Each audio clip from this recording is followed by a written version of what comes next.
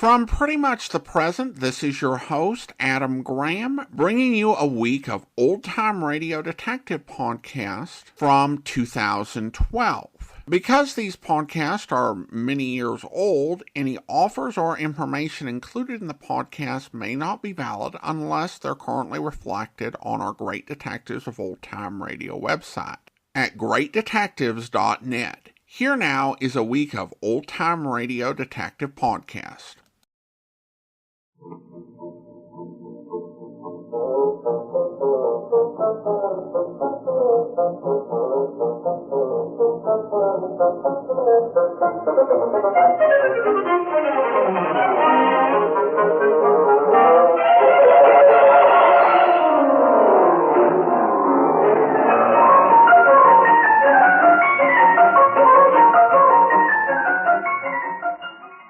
Welcome to the Great Detectives of Old Time Radio. From Boise, Idaho, this is your host, Adam Graham, wishing you all a Merry Christmas Eve. If you have a comment, email it to me, box13 at greatdetectives.net.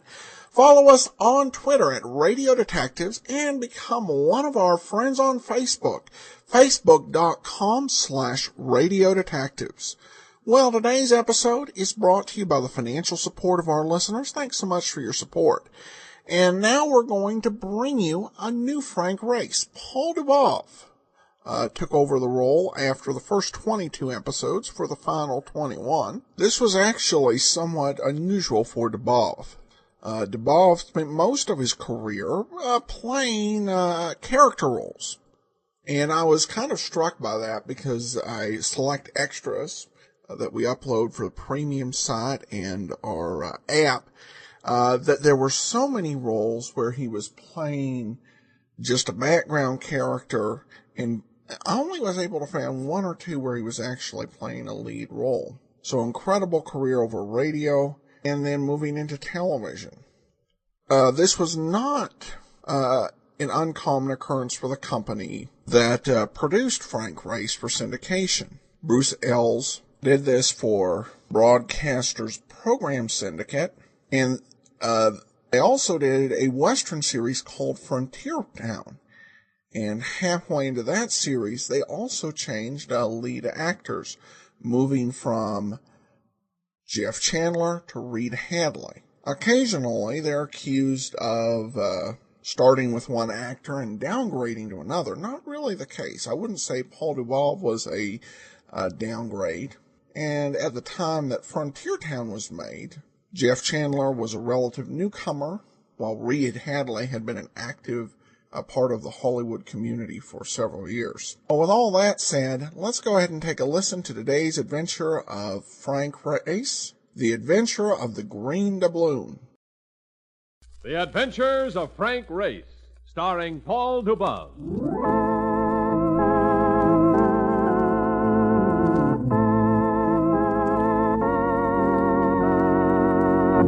The war changed many things, the face of the earth and the people on it. Before the war, Frank Race worked as an attorney, but he traded his law books for the cloak and dagger of the OSS. And when it was over, his former life was over too. Adventure had become his business. The Adventures of Frank Race.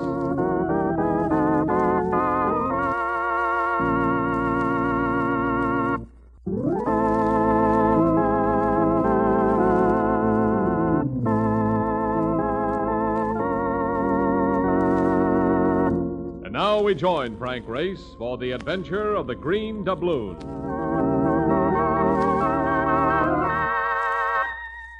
Central America and rain. They go together like bread and jam, only the combination is not nearly so pleasant. Our plane was a few minutes from the landing field at Carlton, gate to the eastern entrance of the Panama Canal.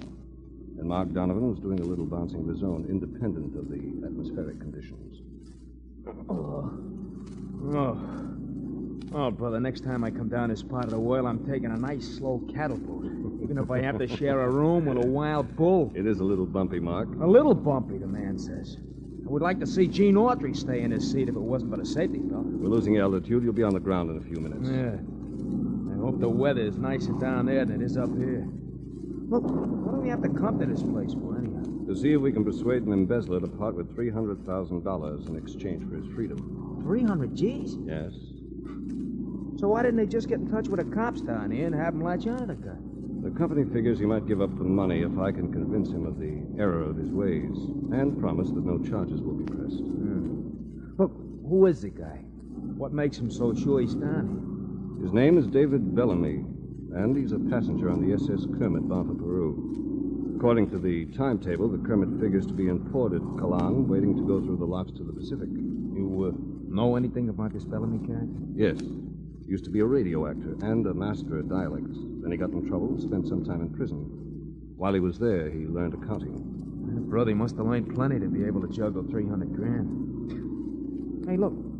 If he learned accounting while he was locked up, what did they lock him up for in the first place? He served 8 years for manslaughter, Mark. He killed a man with his bare hands.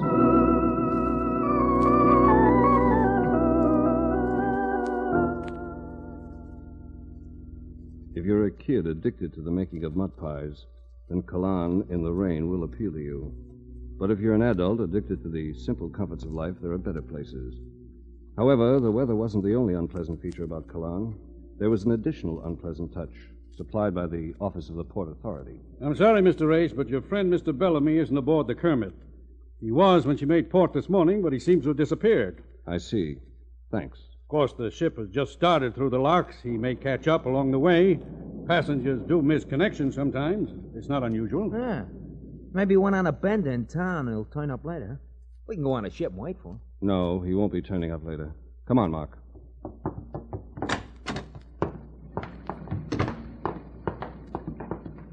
Grace, look.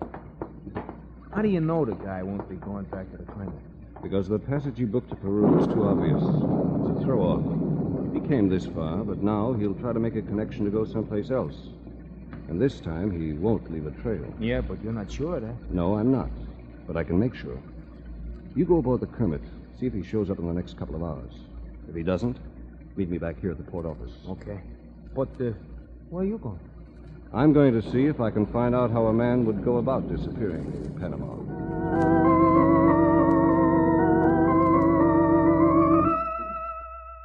I knew that Bellamy wasn't going to be easy to find. Away from the ship, he was going to have another name. And since he was an expert in dialects, there was every chance he'd adopt a different nationality. I thought about it as I made my way through the narrow streets, deserted in the rainy night. I seemed to be the only man without shelter in Carlton, but I wasn't. Do you have a match, senor? Huh? Oh, I didn't see you. Yes, I have a match. But I doubt if you can get a light in the rain. I like the rain, senor.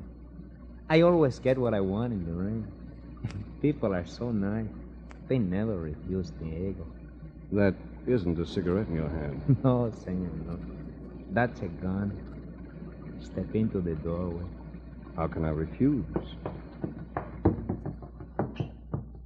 Now, if the senor has any valuable he wishes to contribute to Diego's welfare fund, Diego will be most grateful.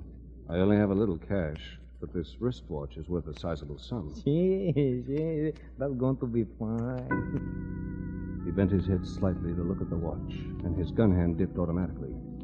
We were in tight quarters in the doorway. I brought my hands up to undo the watch strap, stepped quickly to the side, and let Diego have a left in the solar plexus. Now, drop it! Si, senor. If you insist. That's better. I'll confiscate this weapon for the present. Oh. The senor talk like a gentleman. Such a gentleman wouldn't waste his time taking Diego to the police. Besides, Diego would be an excellent guy. Guy? Si. Come off it, Diego. You're not a native. You're a Mexican. I can tell by your accent. The senor is clever. They didn't like Diego in Mexico, so Diego ran away. And you got this far before you ran out of breath. All right. The police might send Diego back to Mexico, and I can't stand that place on account of my health. Fugitives who get into a place are usually smart enough to have their eye on an exit. Turning Diego over to the Panama authorities might take him off the streets, but it wouldn't bring me closer to Bellamy. I had a hunch, and I played it. Senor, I would do anything to avoid the police. I'm not turning you in. I can't afford it. This senor has a dislike for men in uniforms. Let's say the police would rather find me than you. I've got to get out of here, Diego, and I've got to do it without a passport. Maybe you know a way. From Colon? Oh, no, senor. Too many American officers. There must be someplace. Si.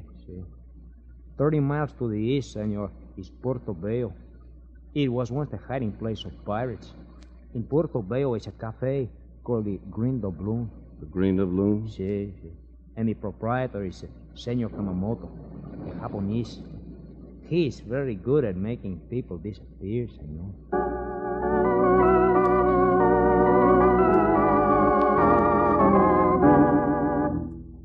I picked Mark up at our rendezvous, and we headed for Portobello, Caribbean hangout of the old-time pirates. It was a port of intrigue, an international black hole, a Western Hemisphere counterpart of Shanghai or Calcutta or Suez. And at the bottom of the hole, with no other spot claiming competition, was the Green Doubloon. Oh, brother. You ever want anybody's throat slit for $50? This is the place. Some boots back there by the wall. Let's take one of them. Ain't you going to ask for this Kamamoto guy? You can die quickly asking questions in a place like this. Or sit down and let somebody else do the asking. Yeah, I guess you're right. If you order anything, Mark, better make it American beer. I wouldn't vouch for the beverages in a place like this. You don't have to vouch for the beverages, but personally, brother, I would vouch for the doll which is walking toward us here or any place else. Welcome to the Green Doubloon, gentlemen. She was Eurasian, an Oriental half-caste. And when they're beautiful, they make other women take a tight grasp on the arms of their husbands. This one was beautiful. Beautiful enough to make a movie star self-conscious about her faults. I am Mono Kamamoto. My father is the proprietor. I see my voice surprises you. I expected more of an accent. My mother was an Englishwoman. Your mother and your father are to be congratulated. That is a very nice thing for you to say.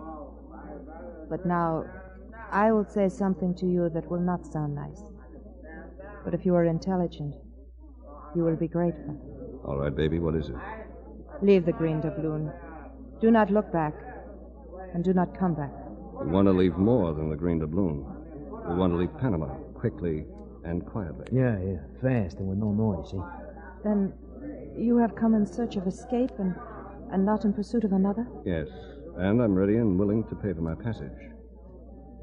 Who sent you here? A man named Diego. We had to leave Mexico rather abruptly. Right. Guy at the bar looking at us, and he ain't friendly. I've been watching him. He's coming this way. I had better leave No, you. stay. Mona, come back to the bar. She's having a drink with us. I'd better go. He will make trouble.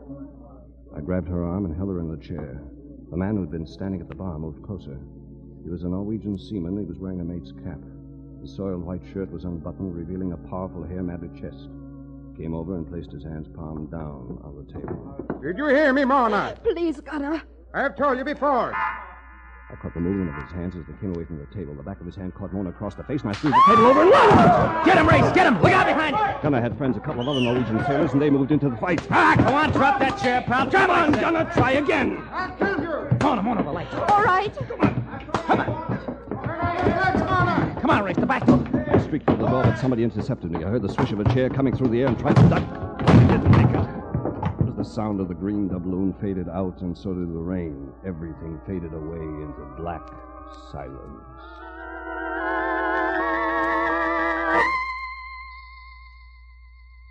I came to in a storeroom, lighted by a feeble candle.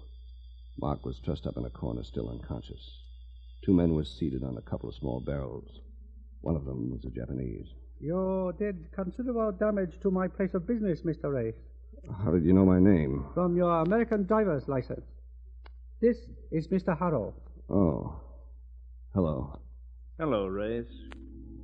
Harrow was wearing a white suit and a Panama hat, and neither of them had been improved by the climate. On the small finger of his left hand, however, was a blue-white diamond which demanded recognition in any climate. I see you're admiring my ring, Race. It was a gift from a passenger. The passenger? My daughter tells me you are anxious to leave Panama. Mr. Harrow has accommodations for people who find our company boring. I haven't exactly been bored, Mr. Kamamoto. But if Harrow can get us out of here, I'm ready to leave. My yacht, the Chaucer, is in the harbor. We'll sail at 4 a.m. I don't imagine you have a passport. If I had a passport, I'd be sailing from Ceylon. Where's your next port of call? It's sort of unscheduled, Mr. Race. You'll be dropped off someplace in South America. Venezuela, perhaps, or the Guyana. Will there be other passengers? One other, in addition to you and your friend. Speaking of me and my friend, would you mind untying us? Oh, I'm afraid that isn't quite possible. You see, I'm a stickler for procedure, Mr. Race. And tying up the passengers is part of the procedure. Yes. You'll be blindfolded and taken aboard the yacht just before we sail. It'll be a rather uncomfortable journey, but then one must suffer some to attain one's goal. You mean we'll be tied up all the way? Until we can put you ashore, Mr. Race. I can see the point here where somebody might give you away. But why aboard the ship? Fugitives from the law are risky cargo, Mr. Race. The South American nations are rather thorough about their coastal patrol vessels. I have as much at stake there as you have. I wouldn't want to be caught. Good. Because if you are tied up, we can make sure you won't be caught. What do you mean, Harrow? You and your friend are hot cargo, Mr. Race. The only way to carry hot cargo is to be sure you can get rid of it in a pinch. If we're spotted, Mr. Race, you'll be weighted down and thrown over the side.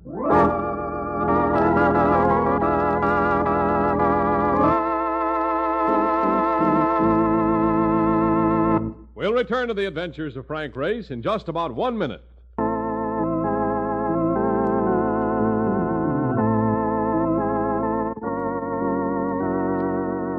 And now, back to the adventures of Frank Race.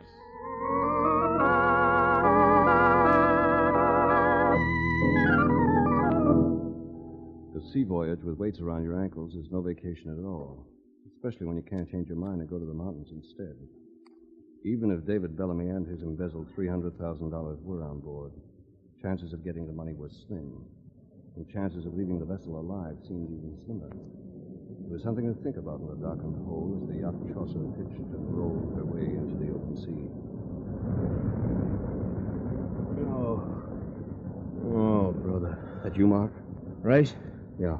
Yeah, it's me, I think. Hey, what's going on? An earthquake or something? We're on board a yacht. A kind gentleman is smuggling us into South America. Oh. Brother, right now I would sign away my Social Security to be smuggled into the Brooklyn Navy yacht. Hey, wait a minute. Something's wrong with me, Race. I can't move. You're tied up. So come and untie me. I happen to be in the same boat, Marcus, if you'll pardon the pun. Roll around and see if you can work the ropes against something with an edge. All right. No good, Race.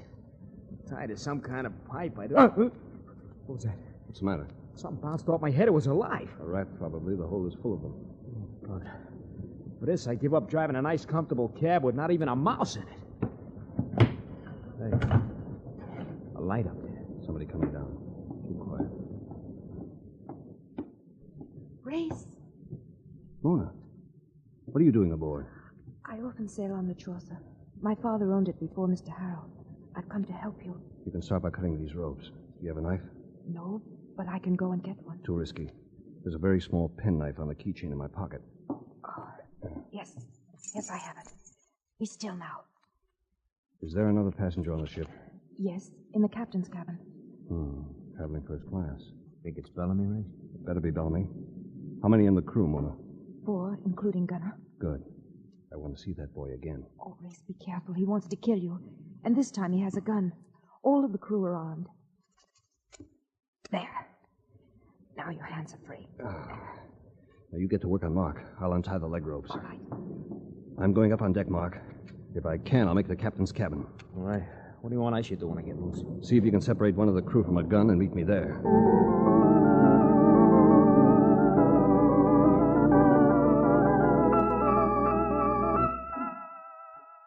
There was an oil slicker hanging at the top of the companionway, and I slipped it on for cover. The crew on deck was too busy to be counting noses in the storm. I hugged the rail until I got to the captain's cabin, then I caught the door handle and crashed in. Hello, senor.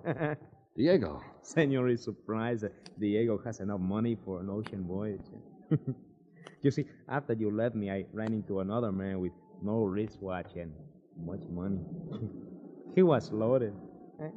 Now Diego is loaded. You're liable to be loaded with lead before this trip is over, Diego. They have no intention of landing us safely. We'll be jettisoned at the first sign of a coast patrol boat. Only you and your friends, senor. Not Diego. How come? For the same reason Diego was not tied up in the hold. I seek only to escape, senor. But you have come to find somebody, no? I have come to find somebody, yes. How did you know? I hear them talking. You are looking for David Bellamy. Then he is on board? He is on board. Careful, those things that are falling. What is We hit a reef. We're going to sink, senor. Diego, get out of here. Don't go for that gun, Harold. You're going to need all the help you can get. All right, Race, I'll make a deal with you. Take the pup in the forward bulkhead. Diego, you go aft. I'll send your friend to help you, Race. All right, you better hit the radio and put out an SOS. That isn't going to be easy. The door to the radio shack is smashed. I'll have to project plenty to be heard over the sound effects. Mr. Harder, the pumps. Hey, never mind him. We'll be lucky if any of us get out of this alive.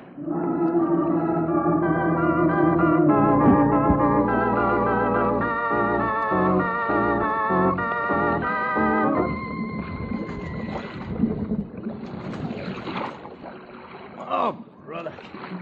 The hands are blistered in this pump race. It won't be for much longer. Look up ahead. Hey, that's land, ain't it? It's a small island. There's a patch of clear sky. He's heading her into the lagoon. Oh, brother, safe at last. That's the misstatement of the year. Once we hit the calm in that lagoon, that's when the trouble starts. I mean, that's when I'm going to start blasting. We'll have outlived our usefulness. All right. It's a pretty narrow opening into that lagoon. Yes, and we're coming into it fast. The tide flow is picking us up now. That narrow entrance may save our lives. How do you figure that? Foliage comes right down to the water and overhangs. We abandon ship as soon as we hit the entrance. You mean we dive for it? I'm afraid so, Marcus. It's dive or die.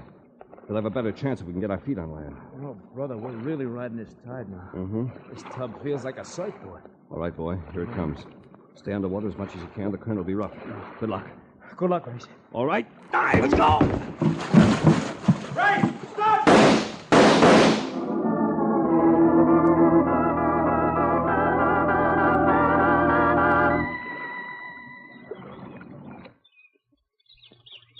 Oh. Come out of it, Mark. Come out of it. You're all right. Oh, what I did to geography books. Thought I have swallowed the whole ocean, and I'll have to be changed. Speaking of geography, where are we? Not too far from where we started. Small island off the Panama coast. Our pals get the ship in, all right? Yes. She's beached in the lagoon. Move that brush a little and you can see her. Yeah, keeled over. That baby ain't gonna sail anymore. But where is everybody? I'm afraid they're beating the brush looking for us. They spotted us when I dragged you ashore. This island ain't very big, Race. One of them's liable to yell bingo any minute. Duck! What's the matter? It's Kamamoto. In the tree on the other side of the lagoon. I didn't even know he was on board. He is? No. We better stay low until he comes down. See anything, Kamamoto? Nothing. I'm here. How about you, Gunner? All clear on this side, right down to the beach. They must be on the other side of the lagoon. Find your men now. Beat every inch of that ground. All right, Mark. They'll be coming, and there's no way we can avoid them. We better get busy while we can. While they're coming around. What are we gonna do? Ever hear of a Malay man trap? No. What is it, a dame in a sarong? Just as effective. We gotta get back into those saplings and pull down some of the vines. We take 2 of the saplings strong enough to require your weight and mine to bend them. Then we stake them to the ground and make a noose from the vines. You kidding? Well, guns or no guns, I'd rather fight them guys and hang myself. If this works, we'll have at least one gun to fight with. You stay undercover. When we get the trap rigged, I'll stake myself out as bait on the other side. Now, as soon as one of them steps into the noose on the ground, release the vine holding the sapling, we'll have ourselves a gun and one man less to contend with. Oh, I get it. Sure. The trees go up and the guy goes up with them, huh? Like a piece of dust in a Hoover vacuum cleaner. Come on, we haven't got much time.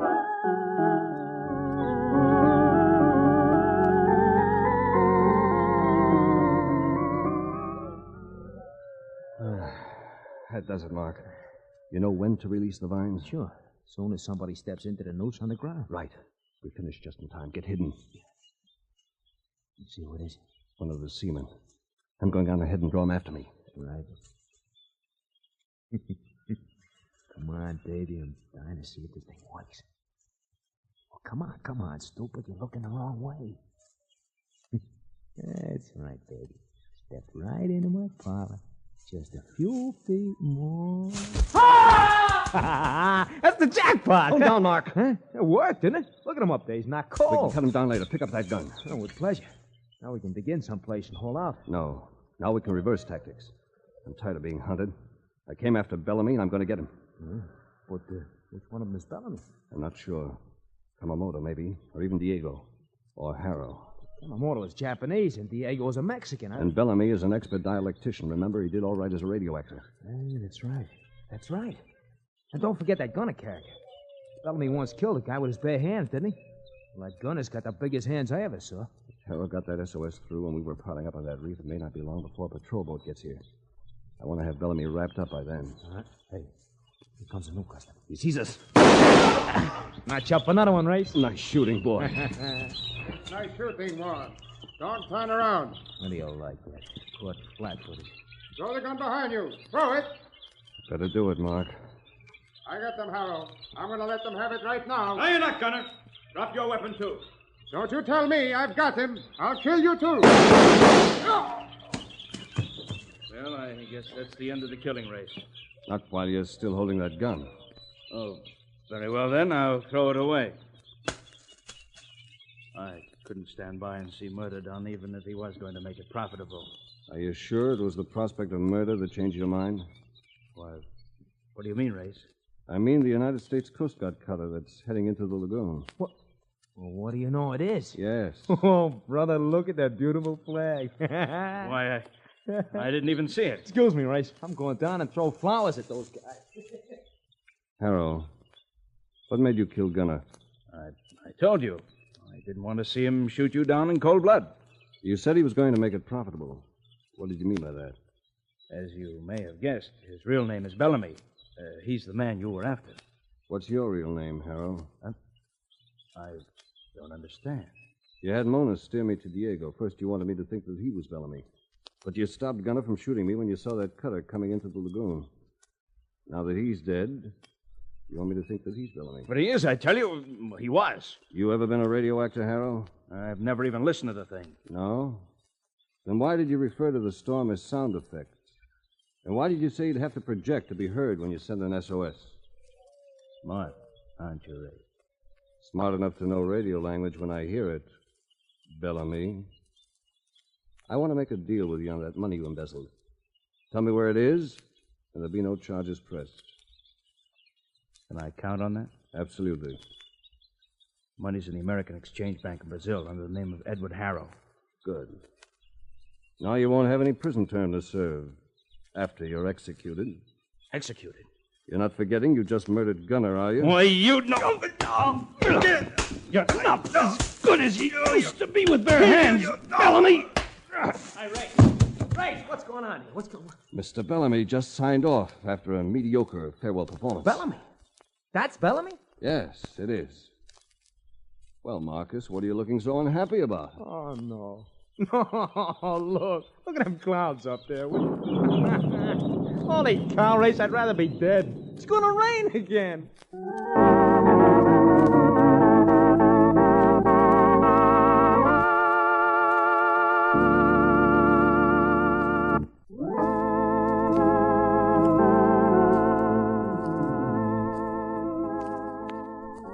The Adventures of Frank Race, starring Paul Dubov, with Tony Barrett as Mark Donovan, comes to you from Hollywood. Others heard in tonight's cast were Herb Butterfield, Jack Crucian, Michael Ann Barrett, and Gunnar Peterson. This series is written and directed by Buckley Angel and Joel Murcott. The music is composed and played by Ivan Ditmars. Be sure to be with us again this same time next week for another dramatic chapter in The Adventures of Frank Race. Art Gilmore speaking. This is a Bruce Ells production.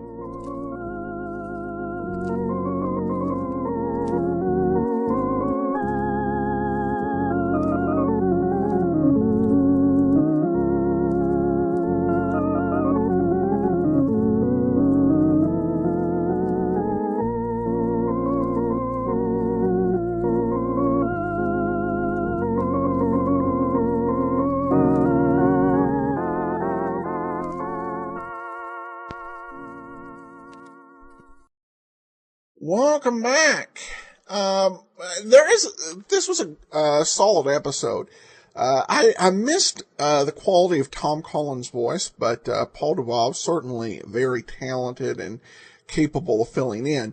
There was a lesson here. If you go after someone who is known as the man of 1,000 voices, able to adapt any sort of dialect, it might be helpful to know how tall and other physical characteristics that might not be so easily changed. It seemed like with the confusion, they were out there, and all they had to go on was he could change his voice, but didn't keep track of his other characteristics. Of course, the voice and dialect was pretty much all we could tell on radio. All right, well, once again, I hope you have the best of Christmases, and we'll be back with you tomorrow on Christmas Day, having recorded the show earlier. If this were back in the golden age of radio, we would say that tomorrow's program was transcribed, but they're all transcribed anyway, by that definition. So anyway, we'll see you back here tomorrow for A Life in Your Hands, and then join us back here on Monday for another great adventure of Frank Race. Well, today's episode's brought to you by the financial support of our listeners. Thanks so much for your support.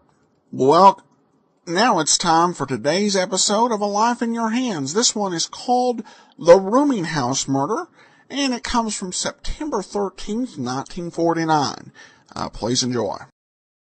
Present Earl Stanley Gardner's A Life in Your Hands. Did you hear the shot fired? Where were you standing? When did you miss the gun?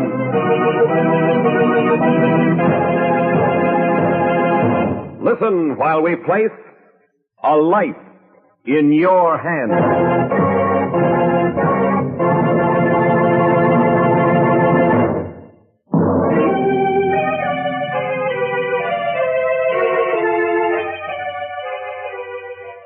You never know when you step from the safety of your home, when you may witness a violent death and be called upon to testify as to what you saw and heard, and suddenly find yourself with a life in your hands. Murder is a dark enigma that strikes fear into the heart of man. Strange, baffling, mysterious. But the darkest crime one man can invent, another man can unravel. Such a man is Jonathan Kegg, created by Earl Stanley Gardner, the world's most popular writer of mysteries. Ladies and gentlemen, Mr. Jonathan Kegg. Good evening.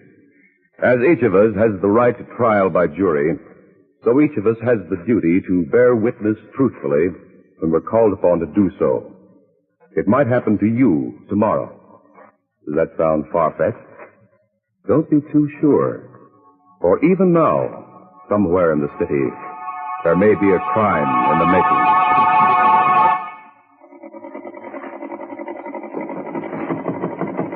Come in. Door's unlocked. I'm sorry to bother you, Mrs. O'Malley, but I can't find any towels in my room. Oh, my goodness, I believe I did forget to put fresh towels in there. I'll get them for you right away. You like your room? Oh, I just love it. So bright and airy. What you making? Curtains? Oh, yes. I made all the curtains in the house. As a matter of fact, it seems all I do is sew. Make my clothes, slip covers, just about everything, I guess. My old electric machine goes a lot of the time. Well, that's wonderful, Mrs. O'Malley. I wish I could do things like that. I'll be glad to show you how, dear, anytime. Oh, here are your towels. Thank you. Oh, what time is supper? 6:30, sharp. You'll meet all the other boarders then. There's one of them, Mr. Smith, who can be a little difficult. Well, you'll get used to it. Be sure you're on time. I will. And don't worry, Mrs. O'Malley. Your Mr. Smith won't bother me.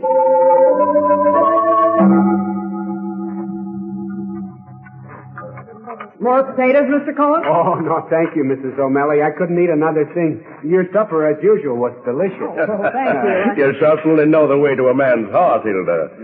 Too bad the late Mr. O'Malley isn't still here to enjoy such wonderful food, isn't it?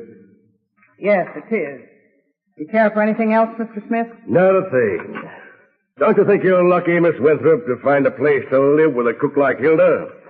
Why, I think Mrs. O'Malley is a very good cook. How long you been in town, Miss Winthrop? About 10 days. I just got a job at Parker & Close. Oh, the advertising agency. What do you do? Well, so far I'm just learning the ropes. I majored in advertising at college, and this is my first job. Well, say now, I've met Tom Parker. Maybe I could put in a word for you. That never hurt you, know. That'd be very kind, Mr. Smith. What are you trying to do, Bill?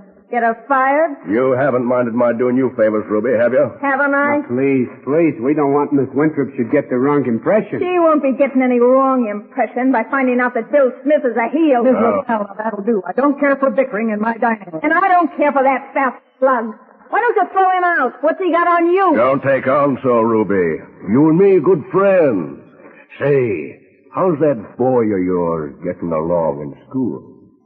Are you devil? You filthy Ruby. Excuse me, please.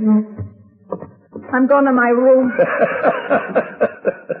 That gets her every time. She can't stand it. Hey, you see, Miss Winthrop, Ruby's a stripper in a joint on 3rd Street. She's got a boy in military school. He's about 14 now. He don't know how Mama makes a living. If you'll excuse me, please, Mrs. O'Malley. I'm meeting a friend. I expect to be in around 10. What's the matter with her? There are people who don't think you're very funny, Mr. Smith. Oh, yeah? Well, don't think there isn't something about that hoity-toity young lady she wouldn't want broadcast. And I'll find out what it is. I suppose you will. Now, if we're all through, I'll clear off the dishes. Yeah, go ahead. I'll be through with my coffee in just a few seconds, Mrs. O'Malley. Take your time, Mr. Cohen. There's no hurry. So now you'll try to get something on that girl. Why do you always have to get something on everybody? Tell me why. You don't want money. Well, I'll tell you, Izzy. When Bill Smith says jump, I like to see folks jump. They know they'd better. By the way, Jacob, how are things in Albany these days? Someday your yearning for power will go too far. Someday Bill Smith is going to say jump to the wrong person.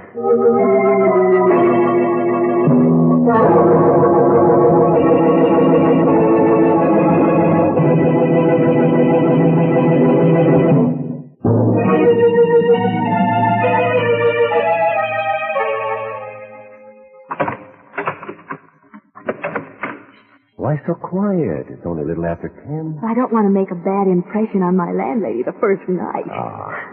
She's still up. I can hear the electric sewing machine going. If you never get in later than this, you'll be a star boarder. Say, how do you think you're going to like your new job? Give me a chance, Bruce. I've hardly started. Well, I know I'm going to like having you work there. Now, how could you know that? We only met day before yesterday. Don't worry, I know. Kiss? Oh, Bruce, no. Don't be like that. Oh, no. Come here. Wait. Did you hear something? All I hear is the music that sings in my ears when I'm with you. Oh, be serious. It sounded like a shot. Probably a car backfiring. Forget it. How about that kiss, baby? Now, stop it, Bruce. I hardly knew you. Well, looks like you kids are having fun. Mrs. LaSalle, I didn't know you were here. Obviously. Don't mind me, kid. Well, what are you doing up this late? Late? I'm just going out to work. Hey, what's that? Murder! He's been shot! Izzy, what are you yelling about? What's going on out there? What's all the noise about? It's Smith! Call the police! Somebody killed him!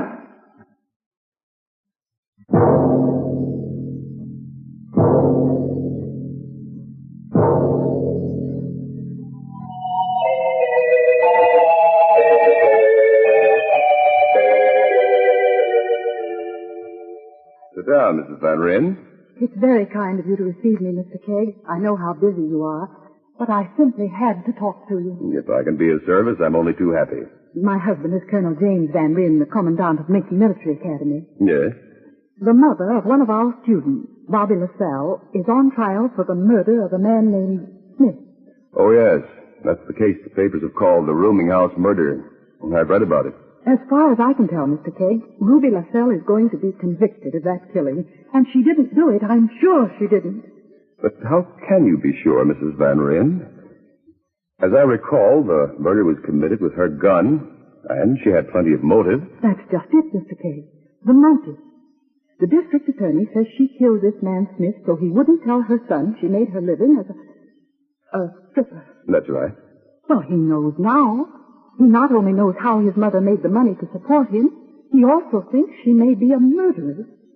She must have known that would happen. Now, what had she to gain by killing this Smith? People do many strange things under emotional strain, Mrs. Van Ryn. I've met her, Mr. Kegg. She's been to the school several times. She may not have had all the educational advantages in the world. She may not earn her living in the most conventional way, but I swear that she's a good woman, not a murderer. Please help her.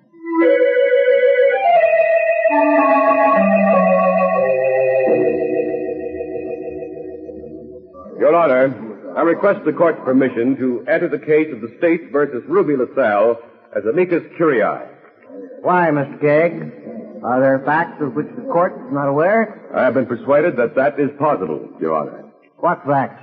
I don't know yet, Your Honor. I hope further cross-examination will reveal such facts.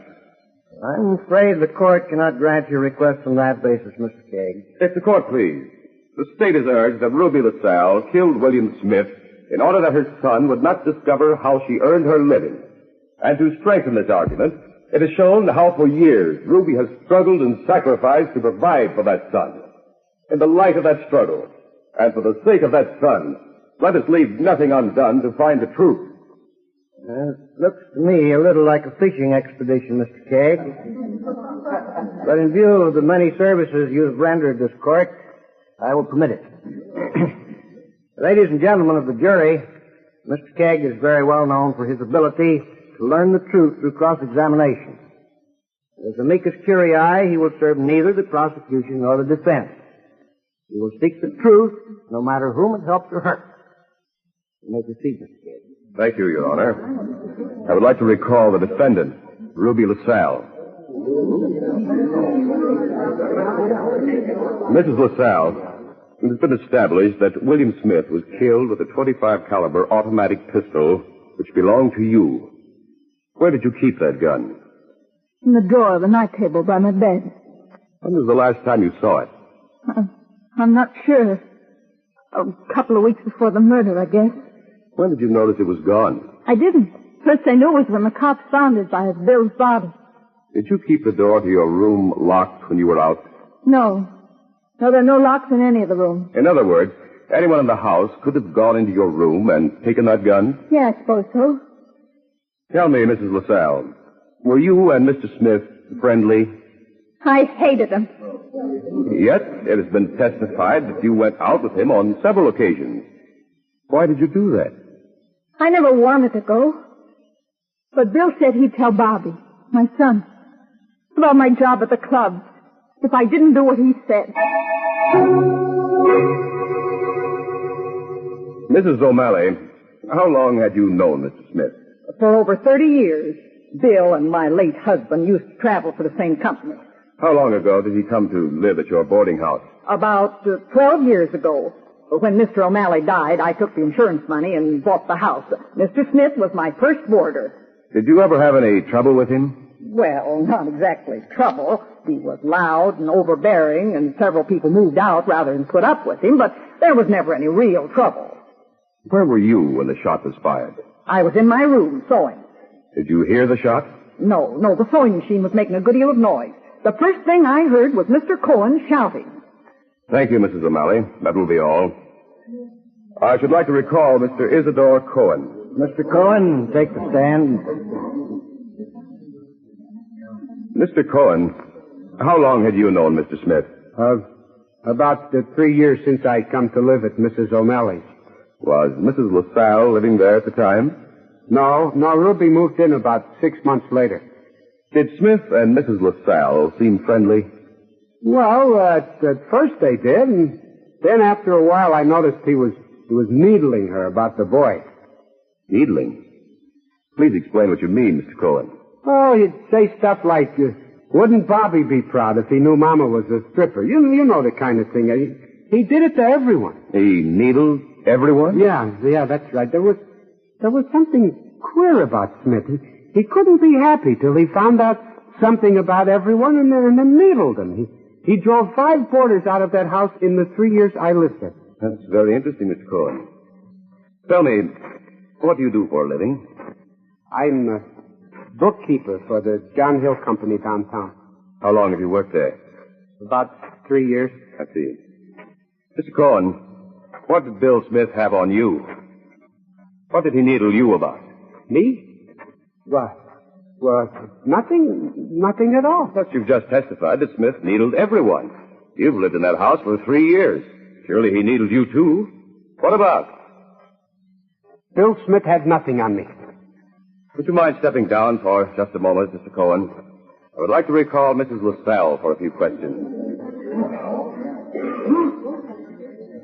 Mrs. LaSalle, you've heard what Mr. Cohen has said about Smith's habits of needling people.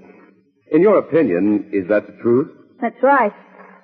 Do you recall what particular remarks he would make to Mr. Cohen that seemed to upset him?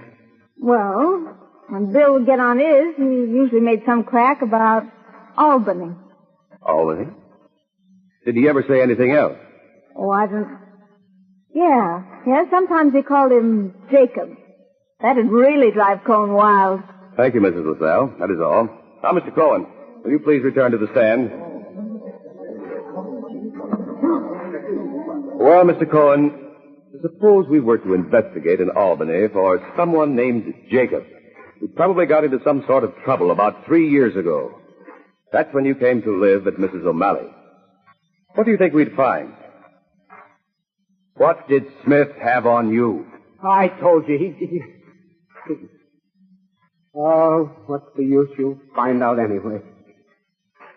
My real name is Jacob Baum, and I'm wanted in Albany for embezzlement. Smith found out about it somehow. Did he try to blackmail you? No, that was the crazy part of the guy. He just needled all the time. Where were you when the shot was fired? I was in my room reading. And what did you do? Well, I listened for a minute, and I went out in the hall. Smith's door was ajar. I looked in the room, saw him lying dead.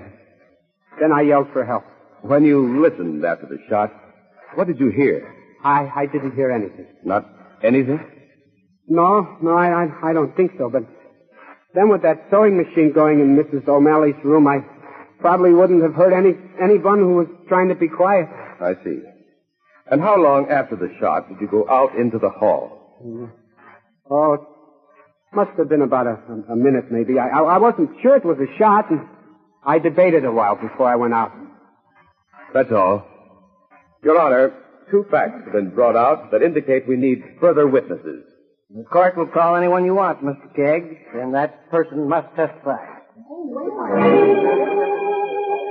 Jonathan Kegg is about to call as witnesses 2 people who had absolutely no connection with the crime, except that they happened to be in a certain place at a certain time.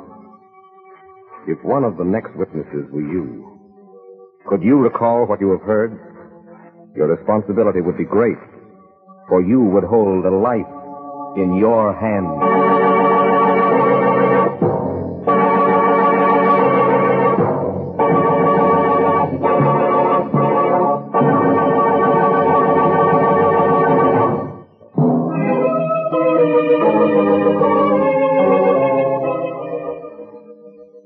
After a brief recess, during which Jonathan Kegg dispatched a marshal to bring a new exhibit to the courtroom, the court has reconvened and Betty Winthrop has been called to the stand.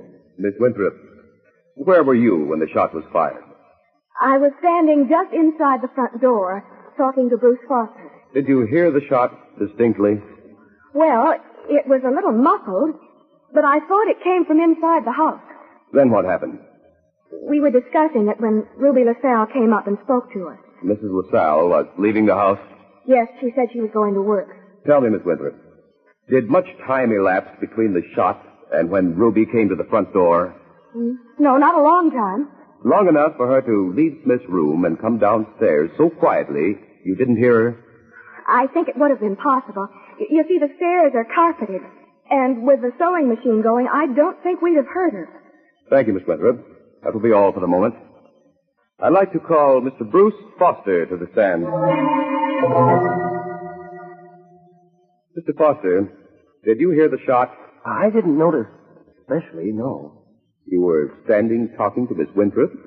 He heard the shot and you didn't. Can you explain that? Frankly, I had my mind on something else. If you must know, Mr. Kegg, I was trying to get Betty to kiss me good night, and it wasn't going too well. Order. Order in the court. I think I understand. After Miss Winthrop heard the shot, did you stop talking and listen? I don't think so. I remember thinking that Betty was just trying to distract me so I wouldn't kiss her, and I didn't want to be put off. Did you hear the sewing machine going? Yeah? Yeah, Betty mentioned it as we came in. And that's how we knew Mrs. O'Malley was still up. Your Honor, we have Mrs. O'Malley's electric sewing machine here in court. I would like the court's permission to conduct an experiment. I'm not sure I follow your line of questioning, Mr. Kegg. Can you connect all this up? Yes, Your Honor, I can, and very quickly now. In that case, you may proceed. Bailiff, will you connect that machine to an outlet? And while that's going on, I'd like Mrs. O'Malley to identify this machine. Mrs. O'Malley, will you please step forward and identify the sewing machine? Well, I must say things have come to a pretty pass when people go and take your sewing machine right out of your room. Is that your machine, madam? Yes, it is. How do you operate the machine, Mrs. O'Malley? You press this lever here with your knee. See? Thank you, Mrs. O'Malley. You may sit down. Now, Mr. Foster, I want you to listen as I turn on this machine. Is that the sound you heard that night? Yeah, I think so. It was upstairs, of course, but that's what it sounded like. Now, did it go off and on, like this?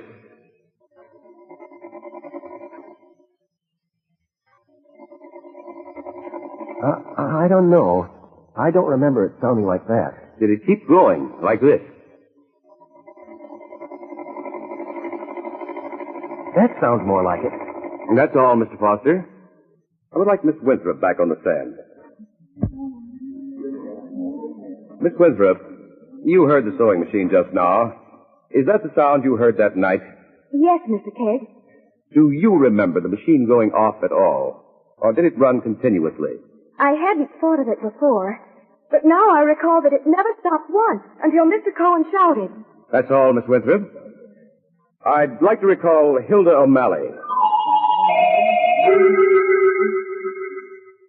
Mrs. O'Malley, what were you sewing that night? Why, I believe I was hemming napkins. Yes, I'm sure I was. Here is a large handkerchief.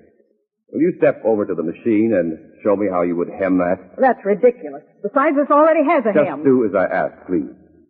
Oh, all right.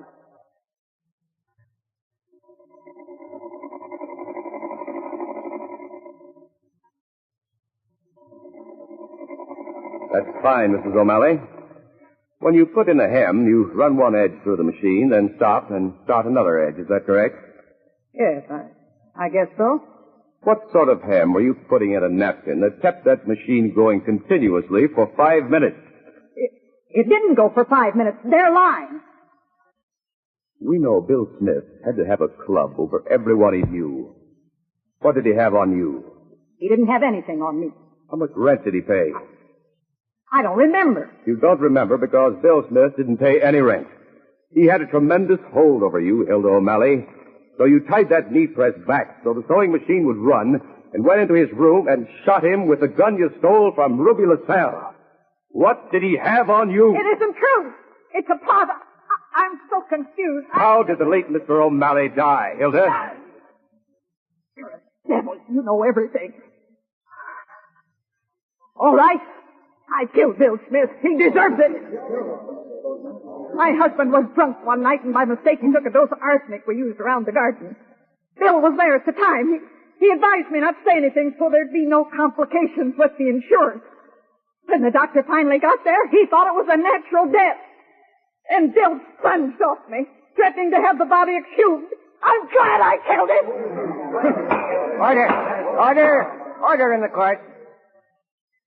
Mr. Kegg, I would be interested in knowing how you arrived at the truth.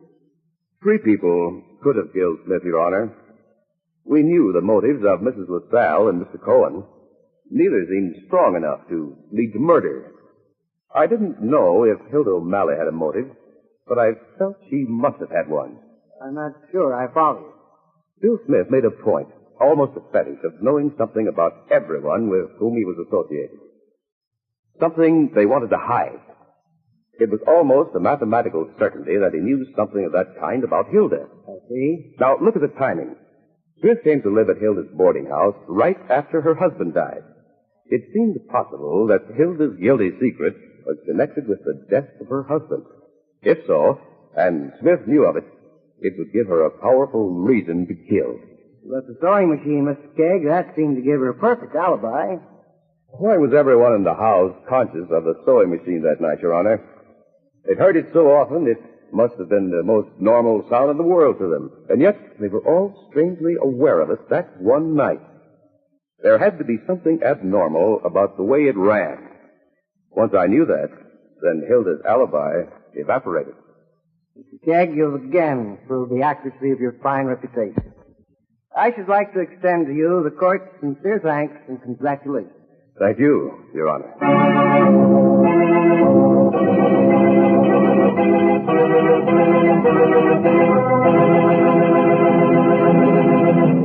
A most interesting line of reasoning, Mr. Kegg. Thank you, Mr. Wallace.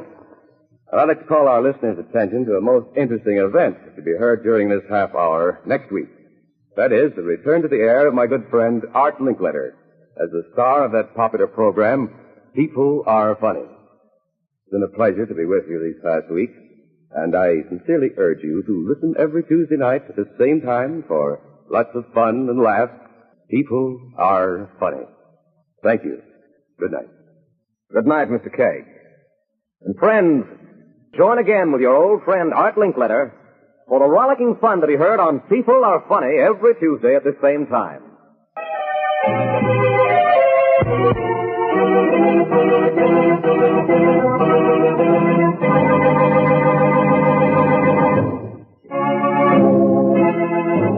A Life in Your Hands is created by Earl Stanley Gardner with script by Bob McKee. The program is produced by Jack Simpson and directed by Homer Heck with musical effects by Adele Scott. Jonathan Kegg is played by Ned Lefevre. This is Myron Wallace inviting you to be with us next week. We'll return to the air that popular program, People Are Funny. This is NBC, the national broadcasting company.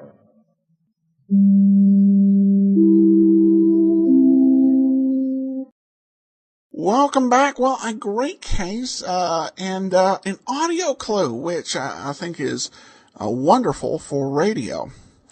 Overall, just another well-done, well-told episode. Of course, this was the last appearance of Ned Lefevre as Jonathan Kegg. He would not return to the role in the future. And I will say that People Are Funny is really one of my favorite old-time radio game shows. Really just, if you get a chance to listen to it, it's a fantastic show. All of it's done in good humor, so truly a great series. Next week, we'll be back with the 1950 episodes of A Life in Your Hands, and join us tomorrow for Let George Do It. Well, today's episode is brought to you by the support of our listener, Richard White. Richard has an ebook out over at smashwords.com entitled Inherited Magic, a fantasy novel. It's normally $5.99. However, if you enter the code MY22K as in kite at the checkout, it is available for $2.50. So enter coupon code MY22K as in kite, and Inherited Magic will be available to you for $2.50. All right, well, now it's time for today's episode of Let George Do It, and we're returning with our original order. This one is from May the 5th, 1952, and the title is Come to the Casbah. Personal notice. Changes my stock and trade. If the job's too tough for you to handle, you've got a job for me, George Valentine. Write full details.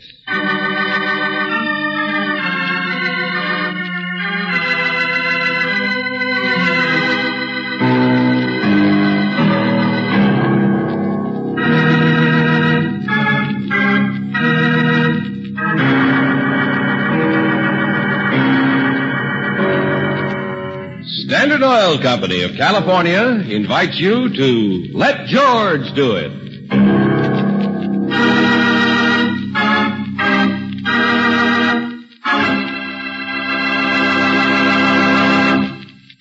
In a moment, we'll begin tonight's adventure of George Valentine. But first, which one of these gasoline qualities do you think your car could do without? Full power, quick starting, fast warm-up, area blending, vapor lock prevention, anti-knock, smooth acceleration, or economy mileage? Right. Your car needs all of these qualities. That's why it's important to you to know that you get not one, not two, but all 8 of these high-performance qualities in correct balance when you buy Chevron Supreme gasoline. Drive in soon and fill up with Chevron Supreme gasoline at any standard station or independent Chevron gas station where they say and mean we take better care of your car.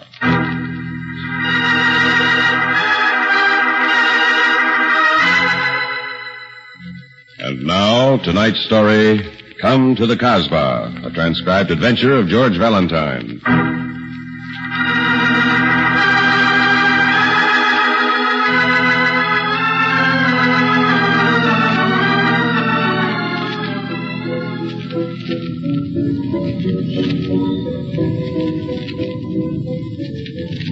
Oh, there's nothing like Paris, is there, George? You kind of like it, Angel. I love it. You know, I've dreamed of sitting at a little cafe like this.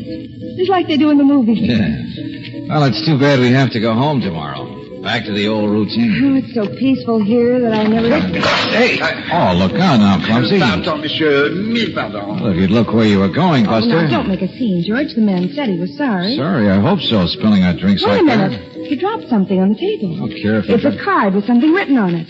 It's a stupid way to advertise. Monsieur Valentine, I am taking this way of approaching you because I do not want to do so openly. If you are interested in an assignment, remunerative but dangerous, please follow me. I will be waiting across the street. Now, what kind of nonsense? Waiting there, George. Yeah, so I see. It might mean a job. It might mean we could stay longer in Paris. Are you going to follow him, George? Oh, I'll follow him, all right. If it's only to punch him in the nose. Come on.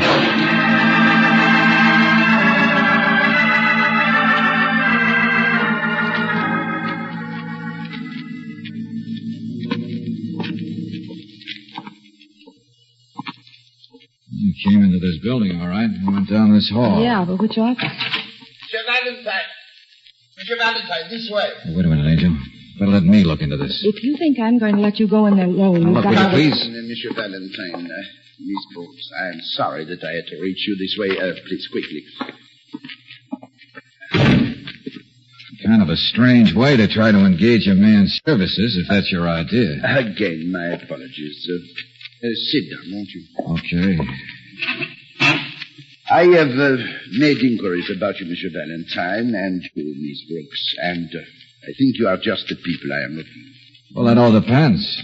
I don't know who you are, and... Again, me pardon. I am Pierre Carreau, agent de sûreté français. Here are my credentials. Oh. Yeah. Well, I suppose it's okay. You do not speak French? Oh, sure, a little. Miss Brooks here is a better scholar than I am. Mm-hmm. Looks all right to me. I picked up a little French, of course. I know, in the invasion of Africa and the drive through France during the last war. Ah, you know I was there. My government has made a thorough check of your record. I think this is a complete dossier. Mm-hmm. It's quite full. Starts off with a lot of things I've forgotten. Oh, let me see, George. Never mind. Okay, mister, I'll admit you've covered my career quite thoroughly. You will forgive the necessity, I am sure. This matter is something in which my department cannot appear officially, but it is nevertheless very important.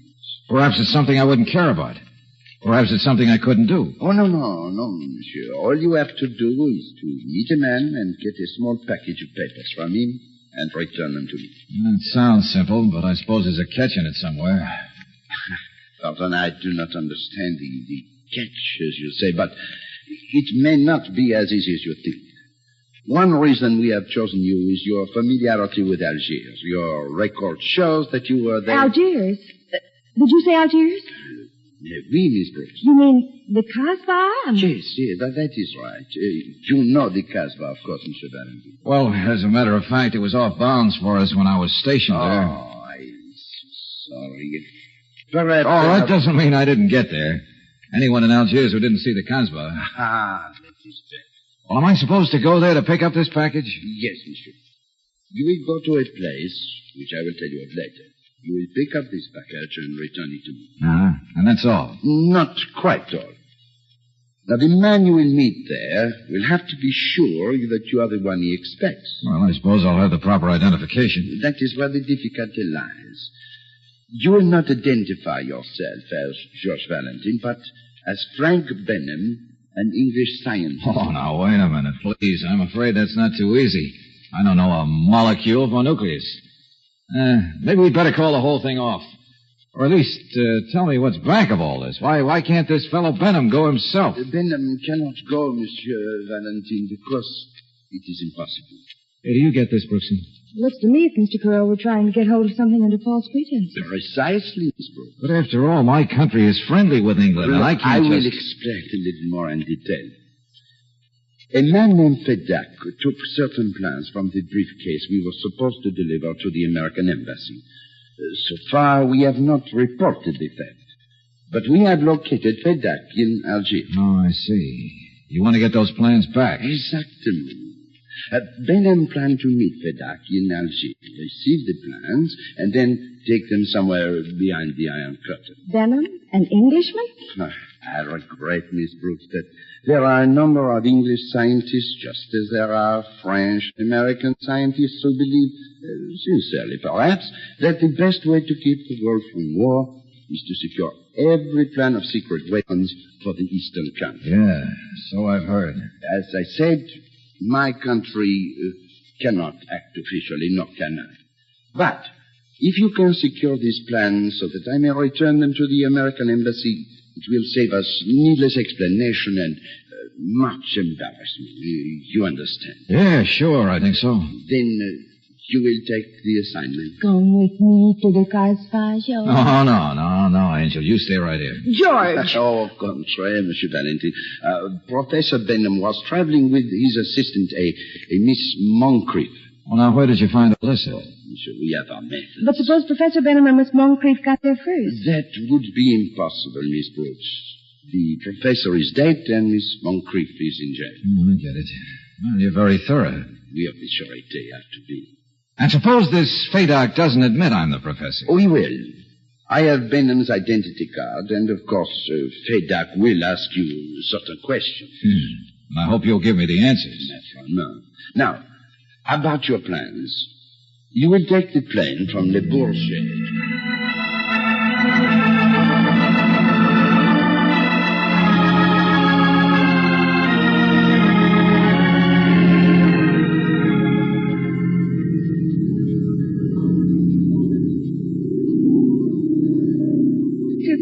I'm going to see the Casbah at last. Yeah. Well, you're going to be very disappointed, Angel. I'll tell you that right now. Most of the streets are all up and down stairs. They're narrow and dirty and smelly. But romantic. If a man doesn't keep his hands in his own pockets, he's liable to find someone else's hand there. Let me see if I have this code business right. I go to the shop in the Casbah. 2 short knocks, 1 long. I ask, have you any souvenirs? He replies, what kind of souvenirs? I say, paintings of the Casbah. Then if he asks me in, I say, the color scheme of my room is red. And if he replies, Allah bless you, I hand him my identification card and get the package. It sounds simple. Almost too simple. George? George Valentine. You seem to be known everywhere. Famous, but I don't figure what this is. Imagine seeing you here, George. I beg your pardon? Oh, come on now, George. Don't say you've forgotten me. After all the time we spent together, Bill Turner. Oh, yeah, Bill Turner. You coming back to live over your old experiences? Well, no, not exactly. Honeymoon, I suppose. This is Claire Brooks, my assistant. Bill Turner. How do you do? How do you do, Miss Brooks? You know, George and I were together in the late Unpleasant. Yeah. So I guess. I thought you were on your honeymoon. Not yet. Oh, you mean you're on an assignment? Hey, I've seen those ads of yours. If a job's too tough for you to handle, you've got a job for me. That's the way it was in the Army, Miss Brooks. Always shaming the rest of us by volunteer. Yeah, well, I can't remember. What brings you to this part of the world, Bill? Oh, I'm just a tourist. Well, just like us. Say, how'd you happen to come to Algiers? Well, we were in Paris on business, had a few days off, and Brooksy wanted to see the Casbah. That's the way with me. Where are you stopping? That big hotel on the hill, the Aletti. Oh, good. I'll see you around. Maybe we can see the Casbah together. Yeah, sure thing. Give me a ring. Yeah, I will. I'm very glad to have met you, Miss Brooks. Thank you. Oh, no. That's too bad. Why? He seems like a nice fellow. Yeah, he probably is. But he's going to be hard to avoid when I call on Fadak.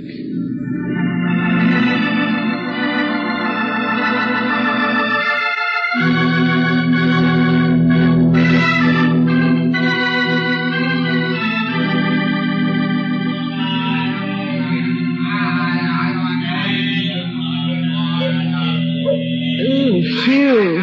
You're right, George. The Casbah is smelly. It's even worse than I remember it. Come on, I want to get this thing over with and get out of here. You don't mean I'm not going to have a chance to shop now that we're here? Anything you see here, Angel, you can buy cheaper at home. Besides, we're here on a job, remember? Yeah, I know, George, but a few minutes can't matter, and there's so many things I want to see, and we may never be here again. Oh, give him something, George. So if I do, we'll have him following us around like flies. Oh. Speaking about flies, you'd think all that meat hanging out in the sun would be unhealthy. I got news for you, Brooksy. It is unhealthy. Well, the people here look well enough. Well, it's all right for them. We could live here. Now, if you're satisfied, I'll take you down the hill and get you a taxi back to the hotel, and then I'll look up Fadak. You can't get rid of me like that. Oh, listen, Angel, you can't go in there with me. Why not? Professor Benham has an assistant, Miss Monkey. I know that, but Get look, on, Professor Elusive. Brooksy, please, don't try to be comic. I'm afraid you'll have to postpone your visit to the souvenir shop. Look who's coming. Huh? Oh, good Lord, Bill Turner. Hi there, folks. Suppose we'll never get rid of him. Oh, hi, Bill. Hey, how'd you get away so early? I stopped by your hotel, found out you're gone. We don't believe in missing a moment. It's quite a sight, isn't it? Yeah, quite a smell, too. Mr. Turner, do you know what all those blue hands are stamped on the meat? Well, no, I can't say that I do. Well, you'll see those blue hands on the houses as well as the meat, all over, as a matter of fact. They call it the Hand of Fatima. It's supposed to bring luck. Oh, there are some little ones in the window. They're earrings. Hey, Bill, I wonder if you do me a favor. Sure, George, if I can. Well, I saw something in a shop back there that Brooksy wanted. She didn't think she could afford it, and I'd like to get it for her as a surprise. Oh. If you'll keep an eye on her for a minute, I'll go back and get it. Well, sure, George. I won't be a minute. But, George, if you'll wait. Must be right down this alley.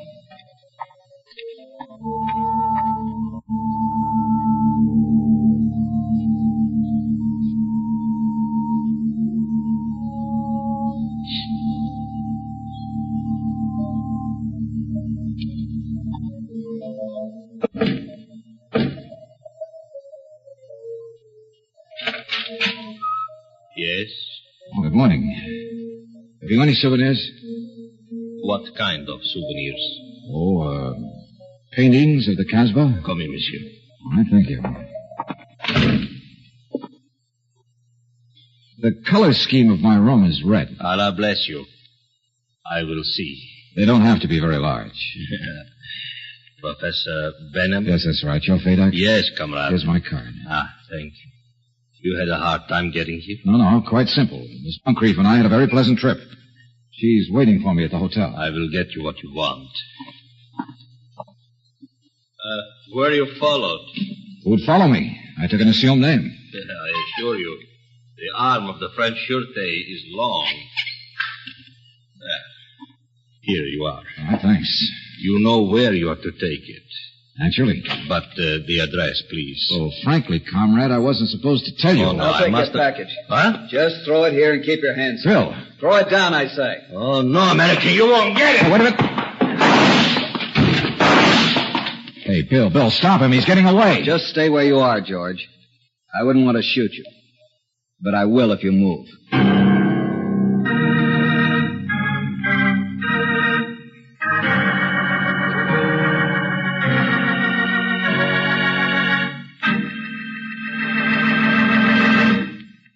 In just a moment, we'll return to tonight's adventure of George Valentine. Maybe you're one of the ever-increasing number of motorists who drive cars equipped with an automatic transmission.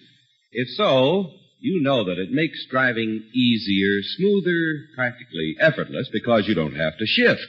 But it is one of the most delicately engineered units in modern cars, and it needs to be checked every 1,000 miles.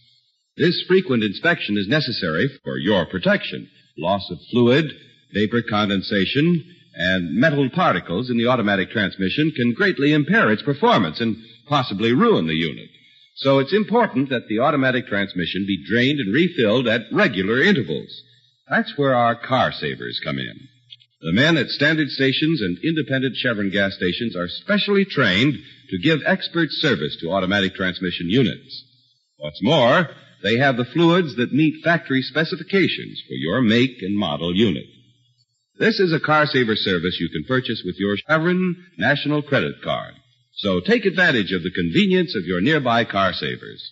Efficient, dependable automatic transmission service is only one of the many things you'll find at independent Chevron gas stations and standard stations where they say and mean, we take better care of your car.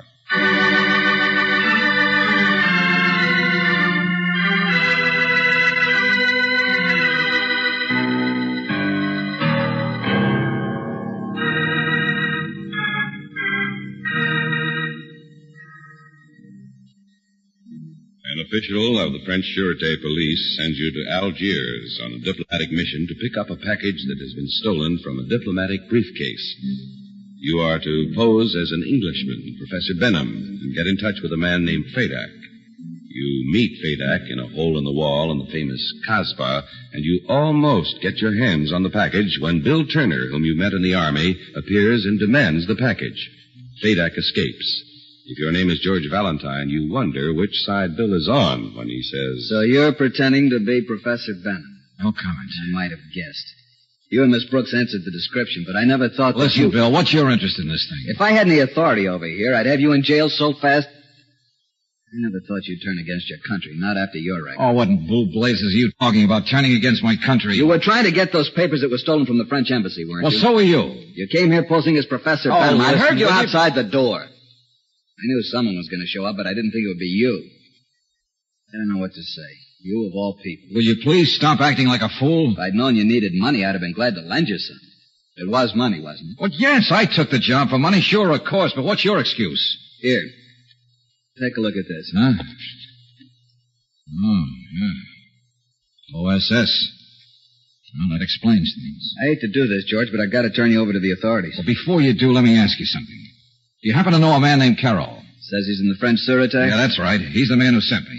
What? Well, he wanted to get those plans back before our embassy knew they were missing. He was afraid his government would get in trouble, so he wanted it done secretly. I was to pretend I was Benham, George, and then I never thought you'd fall for that phony. Carroll is working for the other side. I represent our embassy.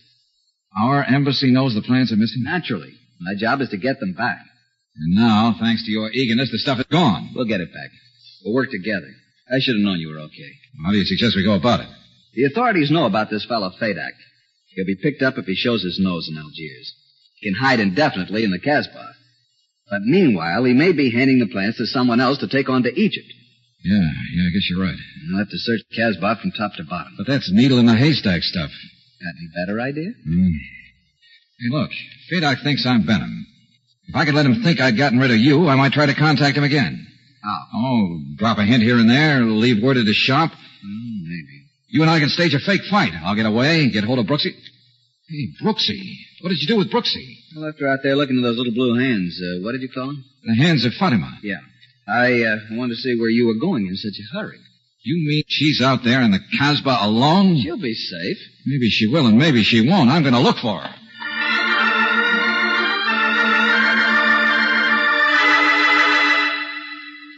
Say, have you seen anything of an American lady? Look, I was standing right here with a lady. Did you see where she went? Oh, now look, please. There was a lady here with me a few minutes ago. Did you see her?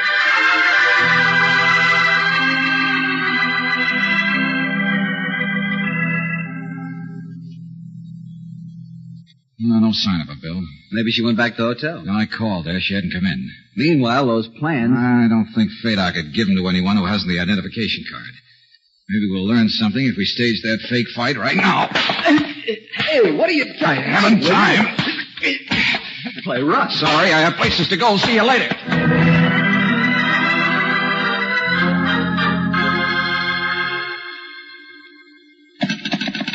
Come on. Hey, hurry up, operator, will you? This is important. I want to speak to the American Embassy in Paris. No, I said the American Embassy in Paris.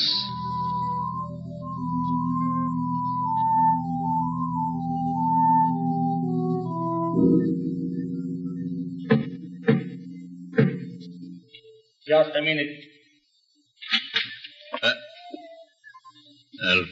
What is it? I beg your pardon, but I was looking for a friend of mine, Professor Benham.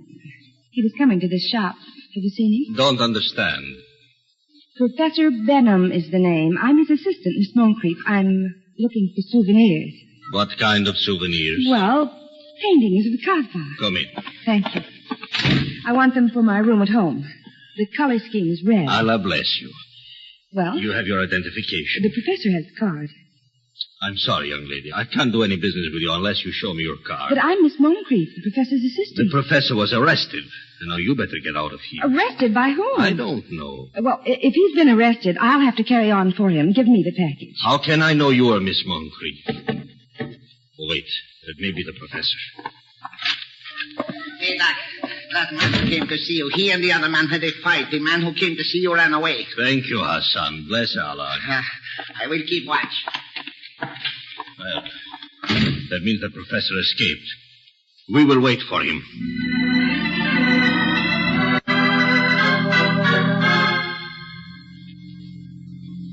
Okay, yeah, I got it. Thank you. No, that's all I wanted. I know what to do now. No, please, don't worry. I'll handle it my way. Just sit tight. I'll call you later.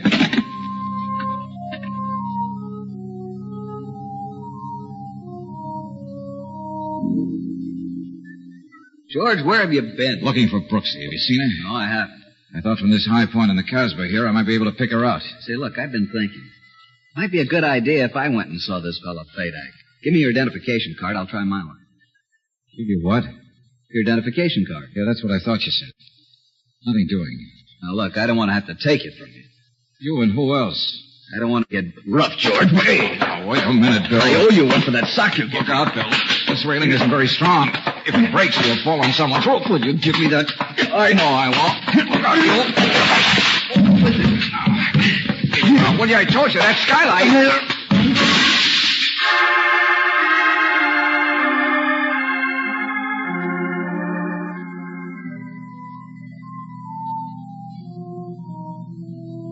I won't wait any longer, Mr. Fadak. I don't think the professor's coming back. You are not going anywhere, lady. You can't keep me here if I want to go. We are waiting until the professor comes. Sit down. Oh, there he is. No, it's not his knock. I will see. Shut the door. I may be followed. Bill. Well, Miss Brooks. You're hurt. Thanks to that boyfriend of yours, he wouldn't listen. Where is he? He's taken care of. You mean you and George had a fight? Yeah. It's lucky for me I was on top when we crashed through that skylight. You mean George is hurt? I hope so. Oh, where is he? I must go to him. You stay where you are. I'll take that package, Fadak. Identification. I haven't time to go through all that rigmarole. Here's the identification card. Here's mine. Just give the stuff to me so I can get out of here before Valentine comes, too. Valentine? I don't understand. Valentine is the man who was posing as Professor Benham. He's representing the French government. This girl is Miss Brooks. Not Miss Moncrief? No, not Miss Moncrief. The police must have grabbed Miss Moncrief, so give me that package. Bill, I don't understand. Just tell George when he comes to that I'm really sorry I had to do this to him. I liked him a lot when we met in Germany, in spite of politics. Tell him that... Why don't you tell him yourself? George! Darling, you're wounded. My head is bloody but unbowed. Okay, Buster, the gendarmes can take over you. You too, Fadak. George. And Bill. I'd hate to have you think I fell for that fake OSS card.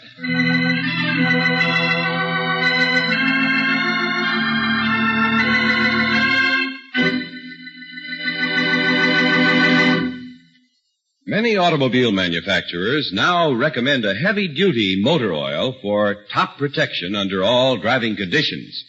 To keep modern engines running better, our scientists subjected hundreds of motor oils to grueling laboratory and road tests. Even atomic energy was used in this search. Treated piston rings in test cars helped unlock new secrets of motor wear as it occurred. The result was heavy-duty RPM, which actually exceeds all manufacturers' requirements for a heavy-duty motor oil. Compared to premium-type motor oils, as designated by the American Petroleum Institute, RPM actually doubles engine life, time between major overhauls due to lubrication. So buy what's best for your car. Get heavy-duty RPM motor oil at independent Chevron gas stations and standard stations where they say and mean, we take better care of your car.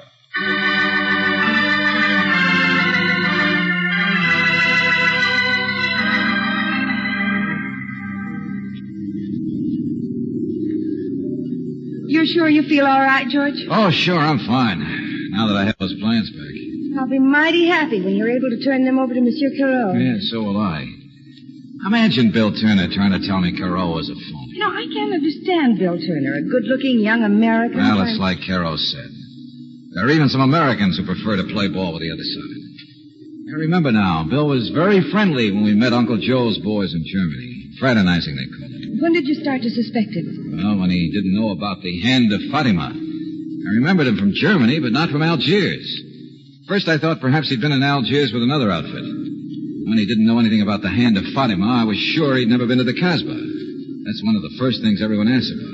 It's funny how little things are the ones... Well, that was only the beginning. I didn't know where these papers were supposed to be taken, but Bill did know. Egypt.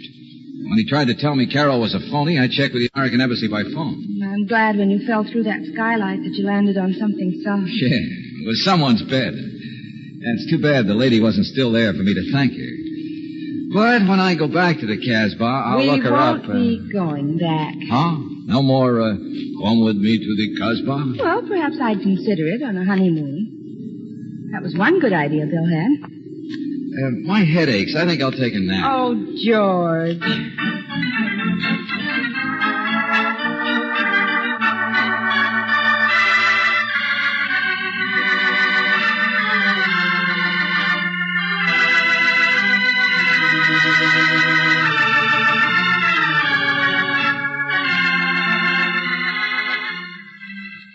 Tonight's transcribed adventure of George Valentine has been brought to you by Standard Oil Company of California on behalf of independent Chevron gas stations and standard stations throughout the West.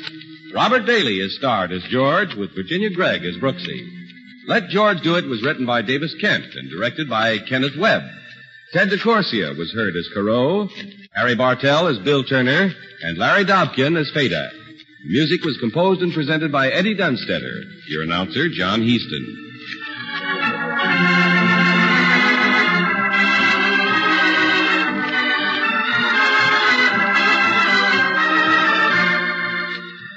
Listen again next week, same time, same station, to Let George Do It. Let George Do It is heard overseas through the worldwide facilities of the Armed Forces Radio Service.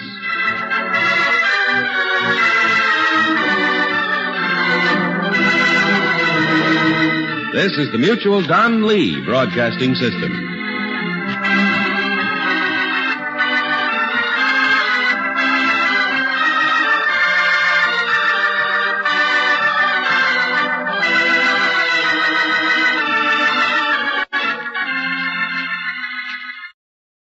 Welcome back. Well, I love conveniently placed mattresses to break falls.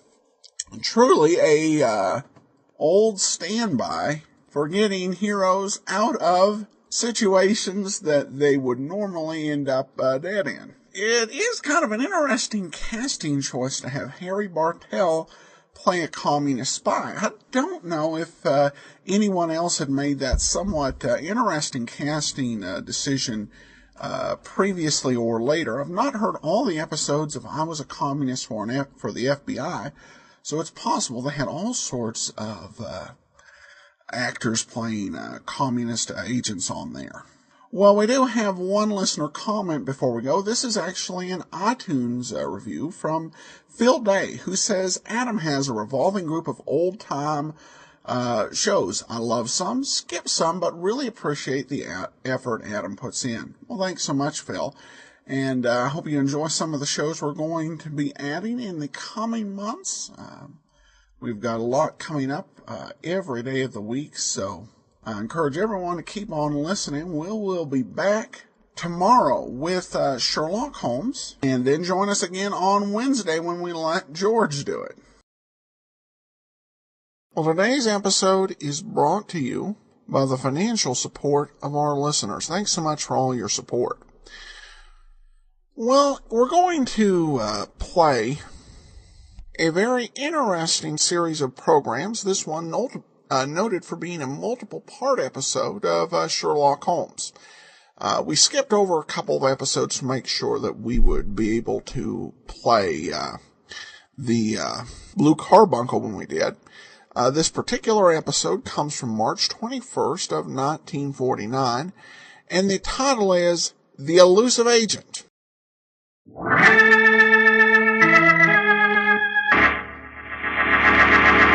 From New York City, the makers of Clipper Craft Clothes for Men and more than 1,200 leading retail stores from coast to coast present that immortal character created by Sir Arthur Conan Doyle, the world's most famous detective, Sherlock Holmes, starring John Stanley.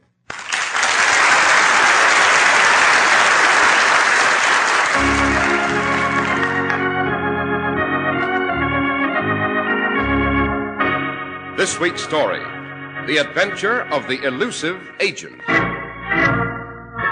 Holmes, the quarry we followed from the docks went into that room off this corridor here. Right, Watson. What are we waiting here for? Why don't we just go in? Patience, Watson, patience. We cannot precipitate ourselves into a trap on sheer impulse. Holmes, great Scott! Quick, Watson, into that room. The trap is sprung. We must get to the victim.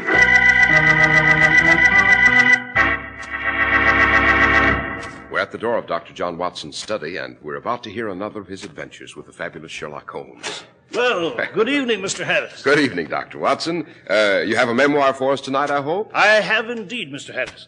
In fact, I had just finished editing it when you came in. I might say that this particular adventure is of first-rank importance, not only in the life of my friend Holmes, but on the course of history itself. The stakes were the highest, and on the outcome hinged the issue of empire itself. In no other adventure that I can recall were our protagonists more ruthless, more shrewd, and more cruel. Sounds like you've got a treat for us tonight. What do you call it, Dr. Watson? Well, Holmes and I always refer to it as the adventure of the elusive agent. And after you have enlightened our audience to the merits of Clippercraft clothes, Mr. Harris, I shall proceed with this highly unusual story. Today, it's official. It's spring. Time for you, Mr. Man, to get a new spring suit and a new spring topcoat. Make sure you get Clippercraft. Clippercraft, the best clothes you can buy for the money. Beautiful new spring all-wool worsted Clippercraft suits, only $45. Clippercraft all-wool gabardine or covert topcoats, only $40 to $47.50. Clippercraft clothes make you look your best because they look like they cost much, much more. Get your Clippercraft spring outfit tomorrow.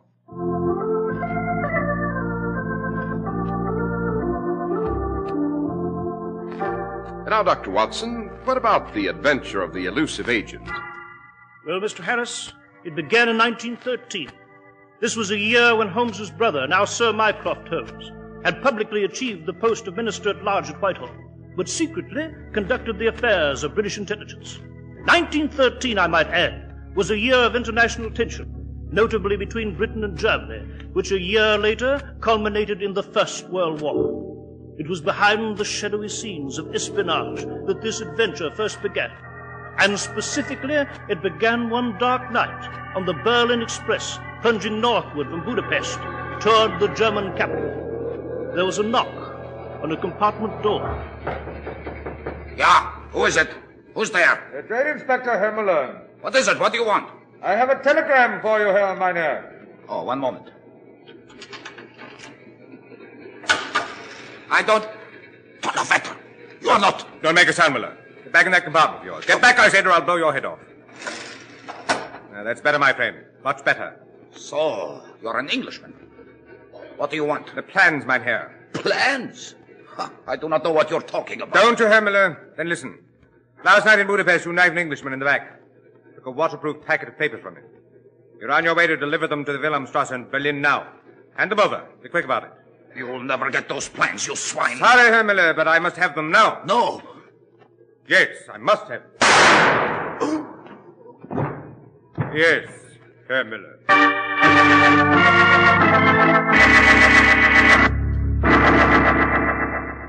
Congratulations, my dear Norton. You've done an excellent job in intercepting that German agent and returning these plans to our embassy here in Berlin. Thank you, Sir Mycroft. Unfortunately, our problem has only begun, my dear boy. These plans are of the highest importance, and we must get them out of Germany and back to Whitehall at once. Now, you understand, these are the originals, the only copies of the plans in existence. They were stolen by this German agent you intercepted from the inventor himself before he was able to get them to the War Office, and we could have copies made. But I understand you're returning to London tonight, are you not, Sir Mycroft? I am, but I cannot take the plans with me. No? Why not, sir? Ostensibly, I am Sir Mycroft Holmes, British minister without portfolio, here on official business. Actually, I'm here to see that these plans get back to London, and the Wilhelmstrasse knows it. I see. I have been watched every step of the way. The Germans have revoked our former privilege and will examine all diplomats of the customs. And we can't risk relaying the data to Whitehall by code on the chance that the Germans may already have broken it. It will be a dangerous and delicate mission to smuggle them out of Germany and... One moment, my boy. By Jove, I believe I have it. Yes, sir? I recall reading in the newspapers that you are to marry a British subject here in Berlin by the name of Miss Pamela Rivers. That's right, Sir Mycroft. And, if I remember, you are to be married this Saturday and will return to England for your honeymoon. Yes, sir, those are our intentions. Yes, I'm sure it will work. Philip Norton, British attaché, takes bride, honeymoons in England. Excellent, excellent. Very romantic, innocuous in purpose, not calculated to arouse suspicion. Sir, I don't understand. Norton, my boy, marry your girl. Take your bride to England with you. And take something else in addition. Yes, Sir Mycroft. What? The plans, Norton. The plans.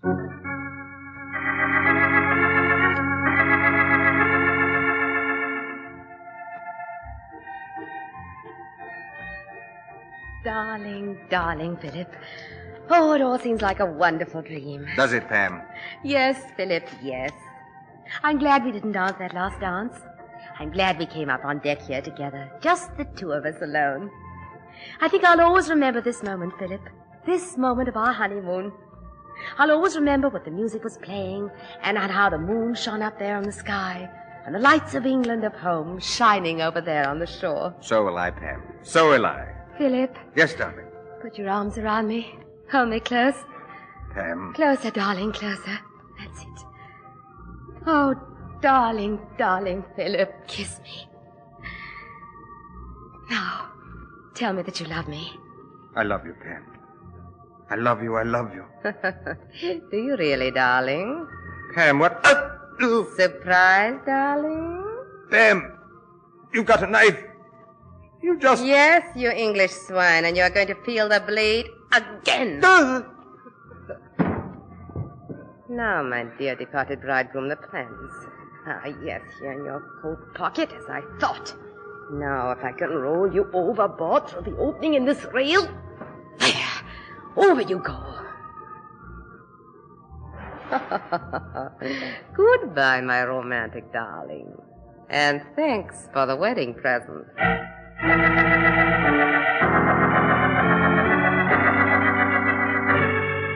The porthole. Gustav should be below in a small boat. That was the arrangement. Gustav! Gustav, are you there? Ja, Fräulein. You have the plans? Yes. Throw them down to me through the porthole. You are?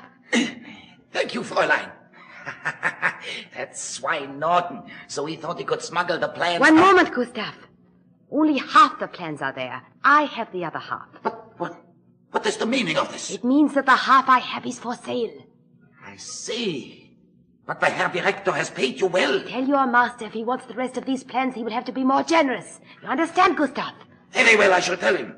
And when you come ashore, Fräulein, we shall be waiting for you at the rendezvous. Auf Wiedersehen.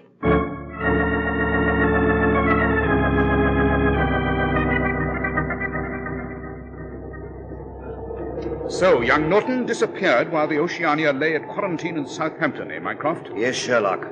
I'm sorry to have roused you and Dr. Watson here in the dead of night on a mission you never anticipated, but we have impounded the passengers and crew of the vessel at Southampton for questioning, and we need your talents desperately now. Indeed, if the plans are not recovered, the life of England and of the Empire itself are in jeopardy. Sounds like a formidable affair, I must say. Quite. But, my dear Mycroft, since we are to become involved with these plans, it might be helpful to know something of their nature. These papers, 10 in all, were the designs of a new weapon, Sherlock. A kind of land monster built to revolutionize modern warfare. In short, an armor-plated mobile vehicle we call a tank. A tank, eh? By Jove, Holmes, this sounds like something out of Jules Verne. Yes, it does indeed, Watson. Sherlock, I beg of you to bend every effort to the recovery of those plans, to use every facet of your genius to track them down. Now, be of good cheer, Mycroft. It's my opinion that the plans have already been spirited from the Oceania, but it may not yet be too late. When I get aboard, I shall have some pertinent questions to ask. Whom will you begin with, Holmes? Since it's the bridegroom who's missing, my dear Watson, I shall obviously begin with the bride.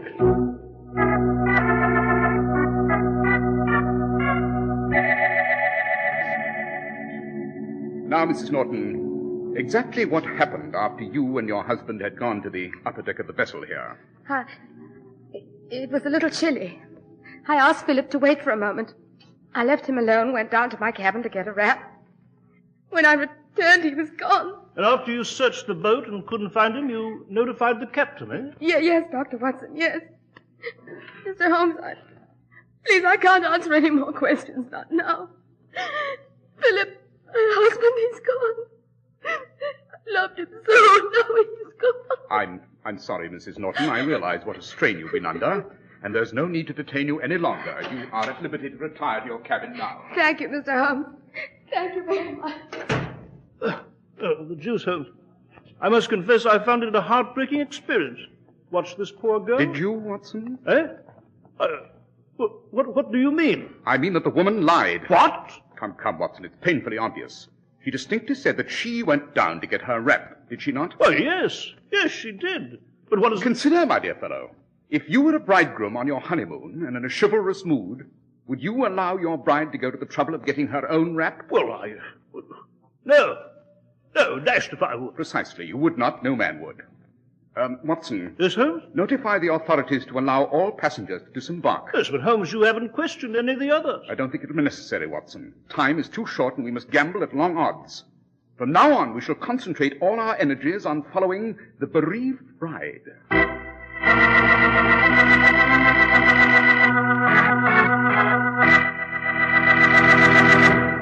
Now, with your permission, we're going to transport Sherlock Holmes and Dr. Watson from England to America for a few moments. They are in a typical American city. Oh, I say, Holmes, that's a very successful-looking chap standing there, isn't it? A banker, would you say? Not at all, my dear Watson. He is not a man of wealth or position, but a man of extremely good taste. He looks successful because he succeeded in finding an excellent tailor. Well, then he's an athlete, would you say? At first glance, yes. But I'm quite sure that his broad shoulders and tapering waist are really the results of excellent clothing design. Well, then he must be wealthy to afford such a splendid tailor. To see what beautiful fabric is in his suit. Oh, my dear Watson, you're obviously unfamiliar with the American way of life.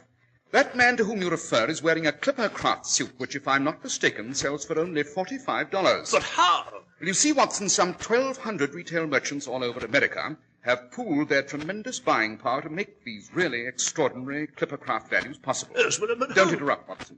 As a symbol of the honest New England quality and value of Clipper Craft clothing, they have adopted the name Clipper Craft in emulation of the famous New England Clipper ships and the modern aircraft of the same name. These are synonymous with New England quality. Oh, I see. But tell me, Holmes, how did you recognize that chap as the wearer of a Clipper Craft suit? Elementary, my dear Watson. He's the best-dressed man in sight. How right you are, Sherlock Holmes. The best-dressed man in sight, the successful-looking man, is the man who wears a Clippercraft suit. Yet Clippercraft new spring suits cost only $45, and Clippercraft gabardine and covert topcoats only $40 to $47.50. See the new Clippercraft spring styles tomorrow. Clippercraft clothes are sold by your local store, whose business it is to give you honest value. That's why men who know insist on Clippercraft clothes bearing the Clippercraft label. So be sure to visit the Clippercraft store in your city. These leading stores in the metropolitan area are proud to add their names to Clippercraft in your suits and topcoats. In Manhattan, John Wanamaker's men's stores, Broadway at 8th and 67 Liberty Street. Saks 34th, Broadway at 34th. In Brooklyn, Abram and Strauss. In Newark, New Jersey, Boulevard Men's Shop, Kresge Newark. And in Jamaica, the B&B Clothes Shop, 16408 Jamaica Avenue.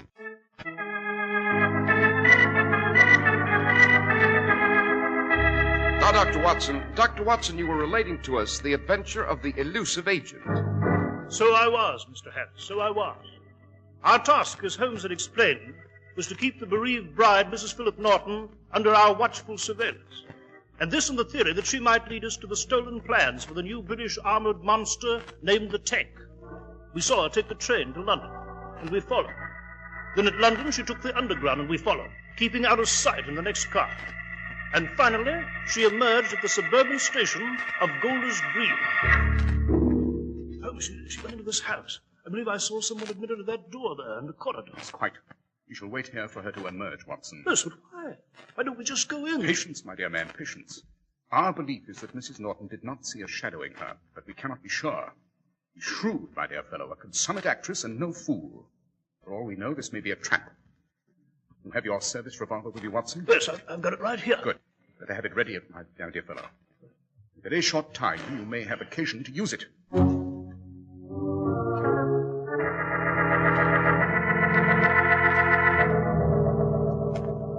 Ah, so you have already come to see us, Frau Norton. I do not wish to be called Frau any longer, Gustav. The mockery is over, and that fool Norton is dead. As you wish, Fräulein. Where's your master? As you know, we have a business appointment. The Herr Director has delegated me to represent him in these negotiations. Very well.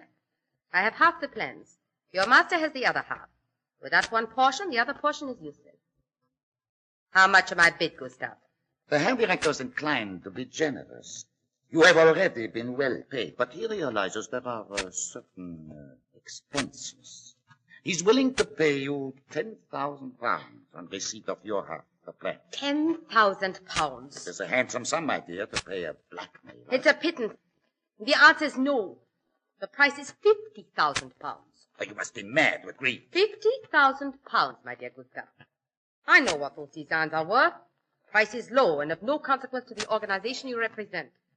Consider what the British would pay for those papers. Well, Gustav? I am empowered to go as high as 20,000 pounds. That is my final offer. 50,000, and that is my final offer. You have the papers with you? I have. Oh, but don't think you can take them from me by violence, Gustav, and remove me for good. It really wouldn't be worth it, you know. I have a trusted friend in London, and he has a sealed letter. In this letter is all the information I possess concerning the German espionage ring, not only on the continent, but in England, too. You understand? Yeah, Fräulein, I understand. And finally, the letter contains the identity of the ringleader himself, Gustav. Your master and mine. In the event of my disappearance, my friend is to mail this letter to the Chief of British Intelligence at Whitehall. The price is still 50,000 pounds, Gustav. Perhaps you had better talk to the Herr Director personally, my dear Fräulein. He's in the next room, and I will summon him. The Director of the Fräulein is here. Will you talk to her? Naturally. And I'm sure we shall come to some conclusions speedily. Good evening, Fräulein. So considerate of you to visit our little hideaway, far out here in Golders Green. I understand you've named a price for those plans. 50,000 pounds. It's a little high, my dear. May I make a counter offer? What is it? This. Simple. Hey, Gustav? The ideal way to make a bargain. Quick, efficient, ruthless. And so we bid farewell to the bride. But, Herr Director, the letter she wrote to her friend. Don't take me for a fool, Gustav. Both the friend and the letter were destroyed long before she arrived in England. I haven't my agents honeycombing this foul and miserable island for nothing. Quick now, search her for the plan. Yeah. Open up! Open the door! They've got it locked. Herr Director, it's Sherlock Holmes. He's followed her here. Yes, quick, Gustav, out the back way. But the plans! There's no time now. Above all, we cannot afford to be seen. Quick. Hold the lock off with your pistol, Watson. Yes, right, Holmes.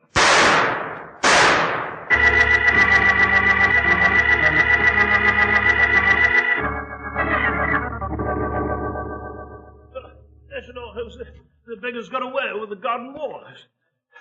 Well, Holmes, you got the plans, eh? Yes, Watson. They were on Mrs. Norton's body here. Unfortunately, however, we have only half the packet. Half? Quite. Only 5 designs are here, and you'll recall Mycroft told us there were 10 in all. Yes, but the other 5, where could they be? No doubt in the hands of the ruthless agents who just shot Mrs. Norton here. Might very well have been that she came here with the idea of selling them, and... Watson. Yes, Holmes? You detect a faint odor of tobacco in this room? Tobacco? Yes. Yes, Holmes. Come to think of it, I do. Interesting scent, Watson. Very. What do you mean? Yes, smells like ordinary tobacco to me. On the contrary, this one's a rare and very unusual blend. Yes? Well, what? It's a cross mixture, Watson. The base is a strong and heavy Perique, tempered with a bit of burley, and more than just a touch of Euphrates yellow leaf grown in the river valleys of eastern Turkey. Only one expert in London, or in all of England, will create a mixture like this. Grimsby. Grimsby? Grimsby, the tobacconist. He specializes in these rare and exotic blends. He owns a little hole in the wall in Soho. Well, by Jove, Holmes, we can go there and ascertain who ordered this blend, eh? Precisely. But one thing is sure, my dear fellow. One thing is certain. Now that we possess half the plans, our constant companion is danger. And we are marked men.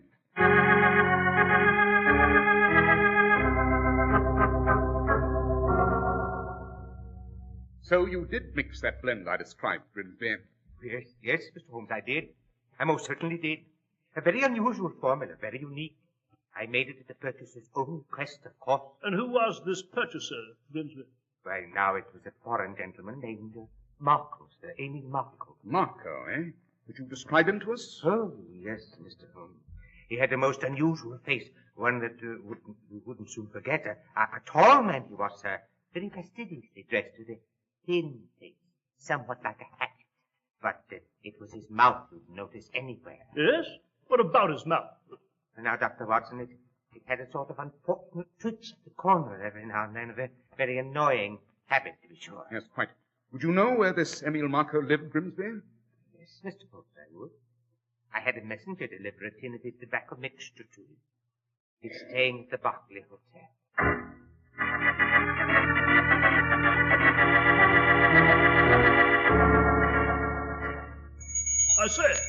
I say there, room clerk. Yes, gentlemen, what can I do for you? We're looking for a gentleman named Marco, Emil Marco. What room did he occupy? Why, he did occupy a suite on the 3rd floor, sir. Did? You mean he's left? Yes, sir. He left only this morning. Would you know his destination from here? Yeah, well, let's see. Marco, Emil Marco. Think, man, think. It's of the utmost importance that you remember. Well, one moment, I do remember. Yes, where did he go? I recall his luggage was routed for the Hotel Metropole in Paris. I remember it from the label. Hotel Metropole in Paris. Come, Watson, there's no time to lose.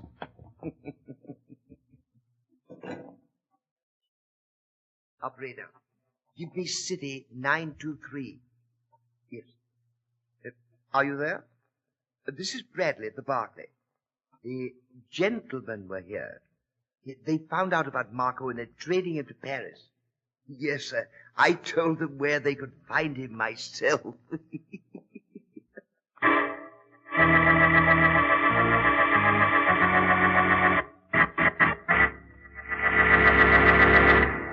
Well, Dr. Watson, you've got us sitting on the edges of our chairs. What happened next in Paris? Patience, my dear Mr. Harris, patience. Next week I shall go on with the adventure of the elusive agent. I can only tell you that from here on events move forward with breathtaking speed, that we walked in the midst of a strange espionage plot, met some ruthless and deadly persons, and almost lost our lives. And so until next week at the same time, Mr. Harris, I shall say good night.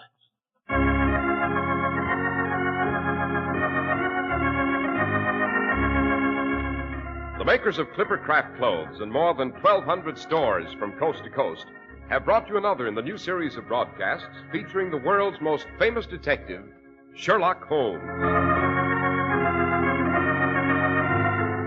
Our stories are based upon the character Sherlock Holmes, created by Sir Arthur Conan Doyle, and the program is produced and directed by Basil Lochran. Sherlock Holmes is played by John Stanley, Dr. Watson by George Spelton. This week's story was written by Max Ehrlich, with special music by Albert Bourbon.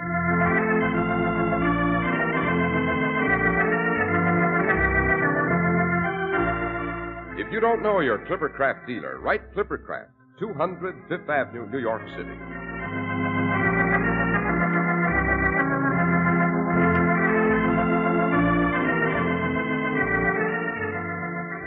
Be sure to listen next week to Sherlock Holmes in Part 2 of The Adventure of the Elusive Agent.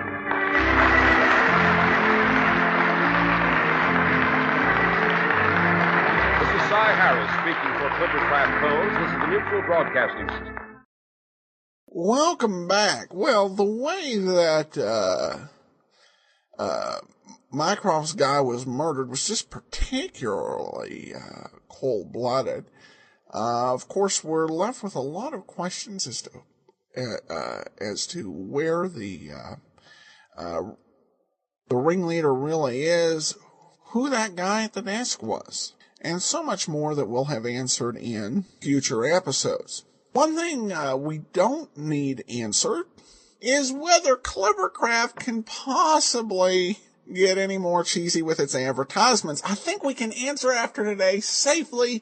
The answer is no. Using Holmes and Watson in character to sell suits. To quote the great Chester Riley, what a revolting development. But storyline is developing interesting. We'll see what will happen next week in part 2 of The Elusive Agent. Be sure and join us then for that.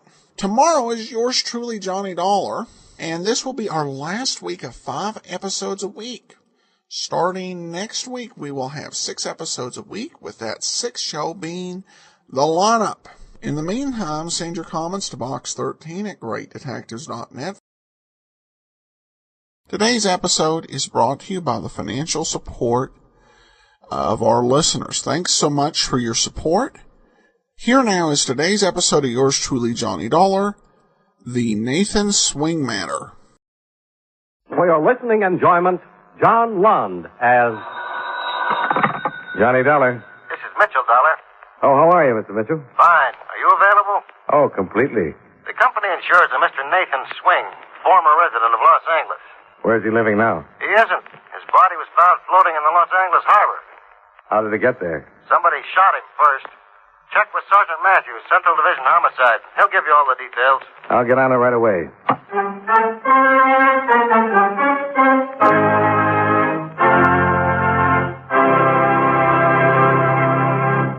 I'd like to borrow a few moments from our show to ask you a question.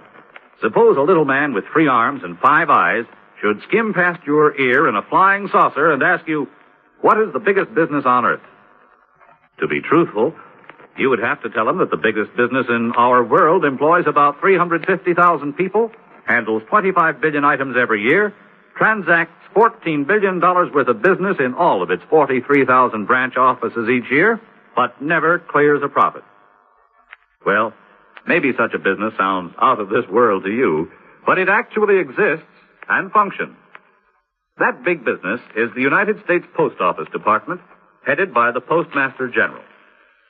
Naturally, the work of the post office isn't only the collecting and delivery of mail. Some of the employees of the post office are bookkeepers. Some are engineers. Some plan building layouts and devise gadgets to give you better mail service. Others keep mailbox keys and locks and the 5 million mail bags in good condition. And here's an interesting sidelight for you. Did you know that mail bags have 13 stripes on them to represent the 13 original states? The Post Office Department has many other types of employees, such as the Post Office Detective Force or Postal Inspectors. Their job is to see that no money is stolen from the mail and to track down racketeers who try to sell worthless merchandise by mail. Then there are the workers in the Postal Savings Department. That's a government-operated savings bank with branches in the various post offices. It comes under the supervision of not only the Postmaster General, but also the Attorney General and the Secretary of the Treasury. All in all, the Post Office Department of our United States government is a mighty busy organization, working on behalf of each and every one of us.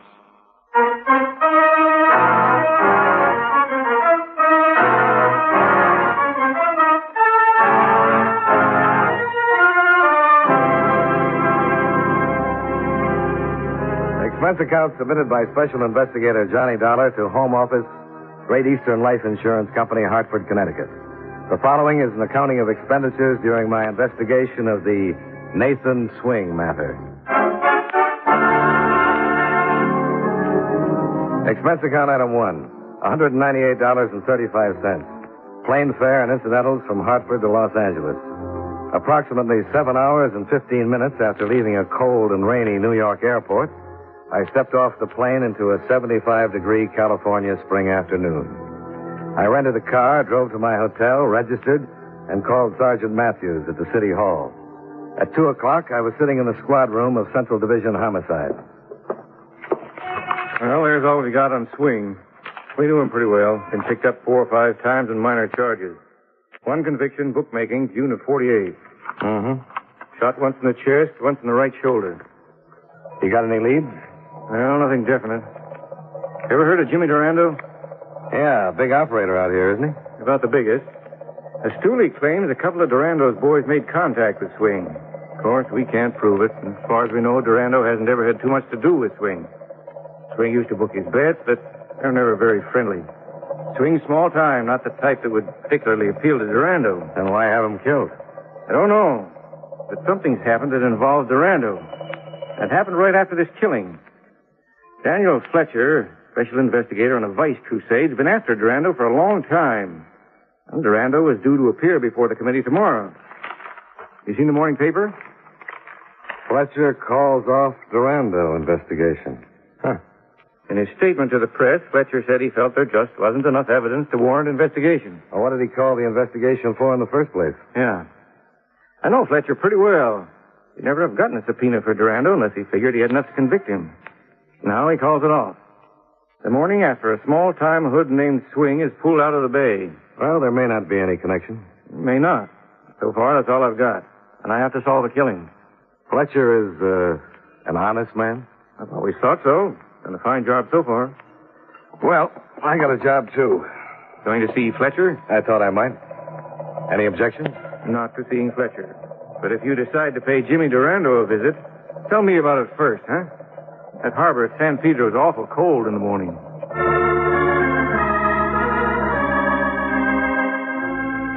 The sergeant gave me the address where I could find Daniel Fletcher. I walked over to the Equitable Building on Spring Street. Fletcher's secretary informed me her boss wasn't coming into the office that day, so I checked back with the sergeant, and he gave me Fletcher's home address. I drove out to Beverly Hills and turned north off Sunset on a beautiful winding street fronted on both sides by big, expensive homes. The Fletcher house was the last one on the block, a white colonial set back a few hundred feet from the street. Yes? Is Mr. Fletcher in? Who may I say is calling, sir? Johnny Dollar. Tell him it's about... Mr. Dollar, sir. Yes? What can I do for you? Well, I'd like to talk to you, Mr. Fletcher. I'm from the Great Eastern Life Insurance Company. I'm not insured with your company. Yes, I know. Well, what do you want? I'd rather talk to you alone. That's all, William. Yes, sir. Couldn't we take this business up at my office, Mr. Dollar? I went to your office. It's about a killing, Mr. Fletcher. Killing? A murder. A man named Swing.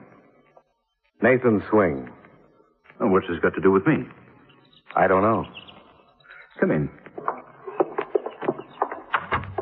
Now, what about this Nathan Swing? Well, I thought maybe you could tell me. What would I know about him? Well, you know who he is. I'm in the habit of reading the morning papers, but I'm not in the habit of discussing matters like this in my home. I think we'll let the matter drop until tomorrow. You can call my office for an appointment. Okay. I'll see what Jimmy Durando has to say about it. Now, wait just a minute. What do you think you're doing? What's all this about? Well, I just said I was going to talk to Durando. If that makes you sore, I apologize. What's Durando got to do with this killing? I didn't say he had anything to do Now, with it. listen, Dollar. I'm an old hand at beating around the bush. Yeah, obviously. I mean dealing with people who beat around the bush. I don't like it. That makes us even. And I don't like guys who try to throw their weight around. Well, we agree on a lot of things. What's the matter with you? Don't you like your job? Oh, it's a living. Well, I suggest if you want to keep it, you'd better start doing things a little differently. I suggest you tell that to the people who pay me. I had that in mind. Well, suit yourself. I have to solve a killing. And until my company says lay off, I'm going right ahead. I told you, Dollar, I don't like people pushing their way into my home. Who pushed? You know, I think Sergeant Matthews had a pretty good hunch. Matthews? What's he got to do with it? Give him a call. He'll tell you all about it. Dollar, I'm going to give you a warning. Well, make it quick. I want to get out in the fresh air. Dad? Mary, what are you doing out of bed? Thought maybe... Sweetheart, get back up in bed. William, you shouldn't have come down, my dear. Who are you talking to? Is it about Jimmy? It's nothing important now. Come on, honey. William! I feel so terrible. Now, dear, it's all right. Yes, it's Fletcher. Take Miss Fletcher back up to her room. I don't want to sleep anymore. I keep dreaming. Dad, please. Come on now, dear. It's going to be all right. Go ahead. Yes, sir. Hello, miss. My daughter. I think you'd better leave now, Mr. Dollar.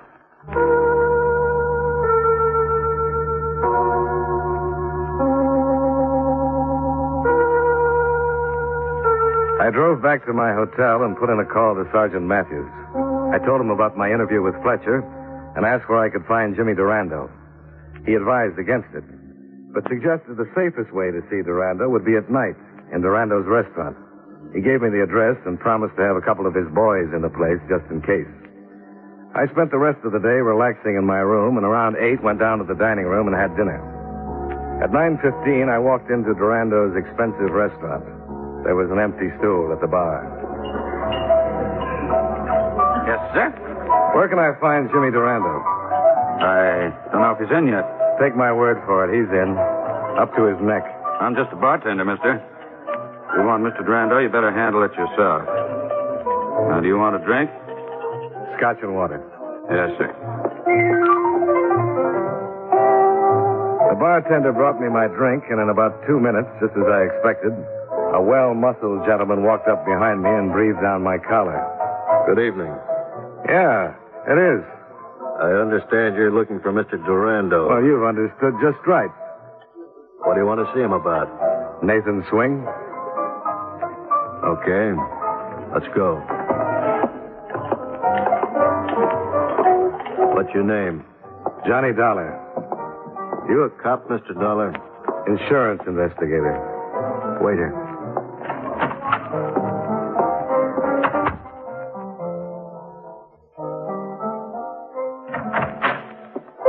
Okay.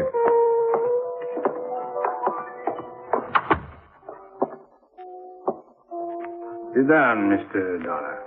Thanks. Tony says you're an insurance investigator? That's right. Mm-hmm. Just what are you investigating? A murder. Nathan Swing's murder. Why come to me? You don't know anything about it? Well, I heard somebody killed him, but I couldn't care less. You knew him? Slightly. I never shook hands with him. I'm surprised your company would insure a crime like that. Who are you insured with, Mr. Durando?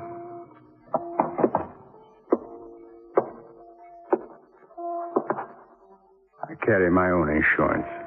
You must pay pretty high rates. What do you mean? Well, one day it looks like you're going to be locked up for keeps. The next day, the whole thing's called off. You got a pretty good policy. I thought you came here to talk about Nathan Swing. I thought I was. I don't know what all this is about, Dollar, but I don't like you. You want some advice? Oh, by all means. Don't bother me anymore. That sounds a little bit like a threat, Mr. Durando. I'm glad you noticed. So am I. Well, see you around. Oh, now, Tony, you're not being very nice. How am I going to open the door with your big stomach in the way? You want him to open the door, Mr. Durando? You can open it for him.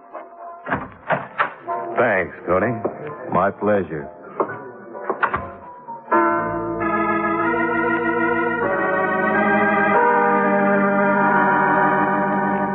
I walked back to the dining area and started for the front door. Then I saw her, crossing the room in my direction. The same girl I'd seen that afternoon standing on a staircase and looking very sick. Mary Fletcher, Daniel Fletcher's daughter. I watched her walk back to the hallway that led to Durando's office.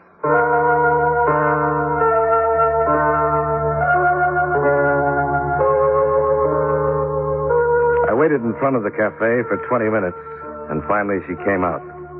She looked sicker than she had that afternoon. She climbed into her car and drove west. I followed. She drove to the beach and parked at the end of a deserted fishing pier. I got out of my car and walked through the darkness to the end of the pier.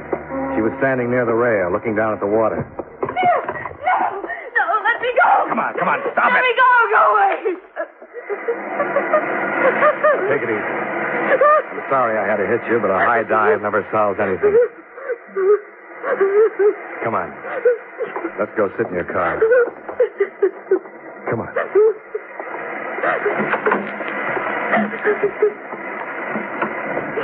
Go on, move over. Why did you stop me? Why did you let me jump? Now, just try and relax. Here. Have a cigarette. Oh. Who are you? You saw me this afternoon at your father's. My name is Dollar. You should have let me jump. I couldn't have done anything then. Who couldn't have done anything? Oh, please, I don't know what I'm saying. Please take me back home and just leave me alone. It might help you to talk about it. I don't want to talk about anything. I just wish I were dead. I wouldn't have to talk about anything or think about anything. Come on now. Get hold of yourself. Who are you? What do you want? What are you doing here? I'm an insurance investigator. Insurance? I followed you from Durando's. I'm investigating the death of Nathan Swing. Did you know Nathan Swing? I only saw him once. When was that? The night I killed him.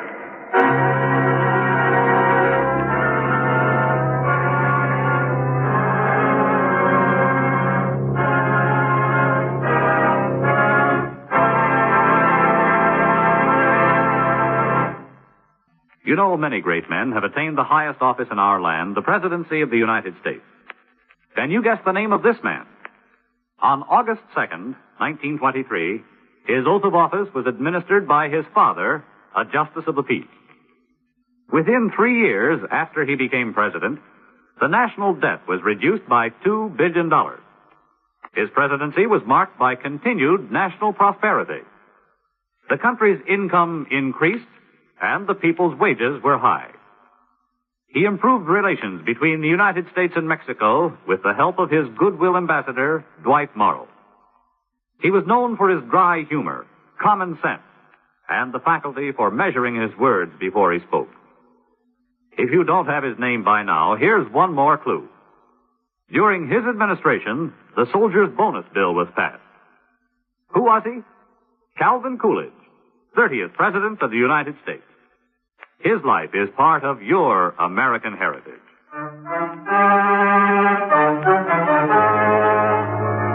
And now, with our star, John Lund, we bring you the second act of Yours Truly, Johnny Dollar.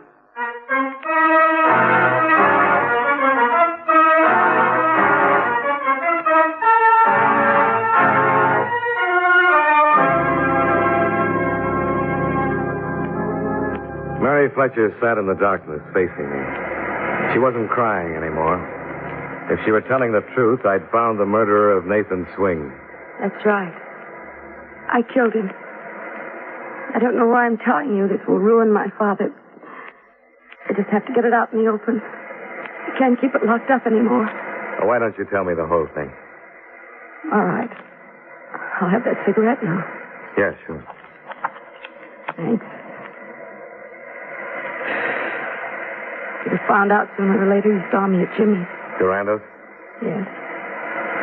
I've been seeing Jimmy for quite a while. I know it's pretty terrible. I guess I knew how wrong it was when I was seeing him. Your father didn't know about it. No. He didn't find out about it until Jimmy told him.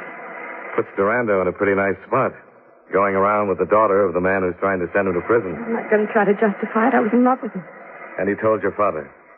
He told him I'd killed Nathan Swing. So your father called off the investigation. Protect me. I would have come right out and admitted everything, but I knew what the publicity would do to my father's career. Durando's blackmailing your father? He has the gun I used. How did it happen? Well, I'd never seen this Nathan Swing before. I was with Jimmy one night, and Swing came in and said something about a bet. Something about some money that he had coming. There was an argument, and this man, Swing, pulled out a gun. Jimmy grabbed him and they began fighting.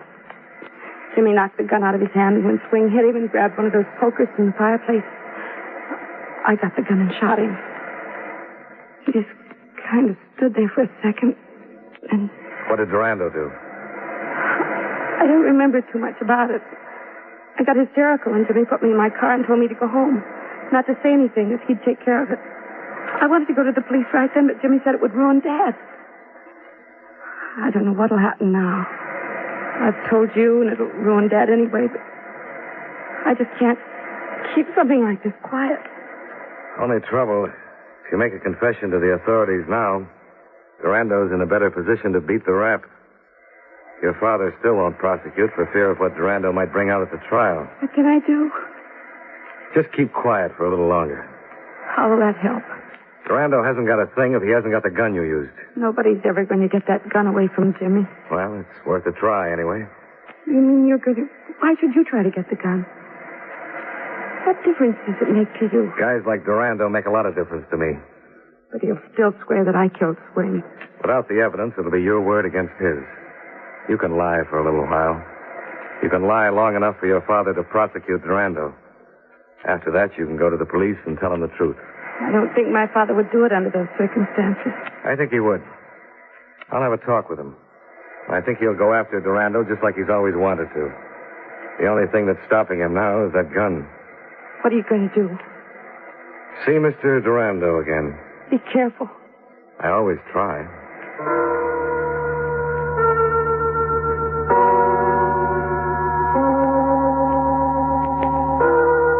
I watched her turn out on the Malibu highway and head back for town. Then I drove my rented convertible back to Durando's cafe.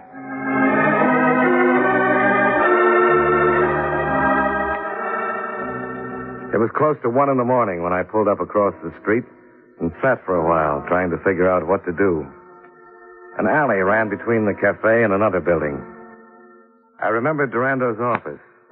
He'd been sitting with his back to a window that faced an alley. That thing's ready to crack up. It sure will. How can you be sure? You saw her tonight. You really think she can hold out long? Look, it's my neck. I got to do the work. I got a stake in this, too, remember. Wait a minute. What's the matter? I'm going to shut the window. Look, as long as you're worried, why don't you go? I couldn't hear them anymore, so I stayed close to the building and looked in. Durando had crossed to a wall safe and was taking something out. It was a snub-nosed .38.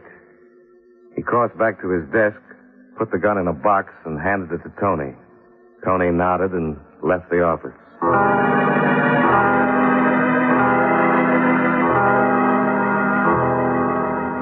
Tony wasn't hard to stay with. I picked him up in front of the cafe and tailed him east across town to the Union Station. He headed for a row of public lockers and stopped at one. What you got in the box, Tony? Huh? Let's have it.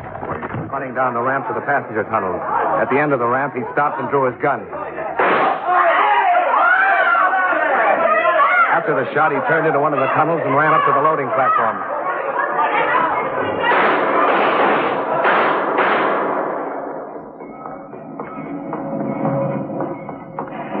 Tony!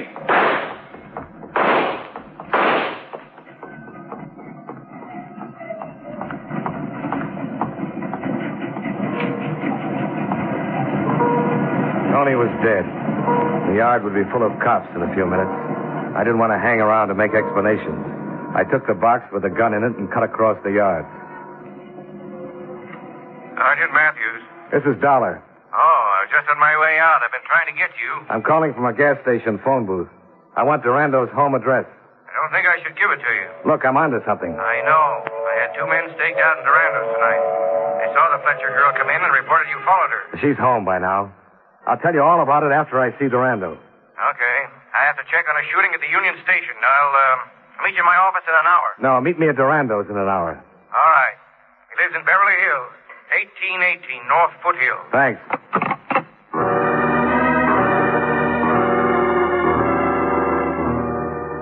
I couldn't tell Matthews about the shooting until I'd seen Durando alone. And when he found Tony in the train yard, he'd be over to Durando's soon enough anyway.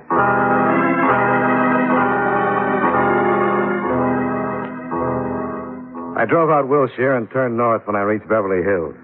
I found Durando's house and parked on a side street. The house was dark. Durando was obviously either in bed or still at the club. I climbed the high fence and dropped down into the garden, cut across the flower beds to the rear of the house, and located the big French doors that led to the study. I tried them, but they were locked. I was just turning away when...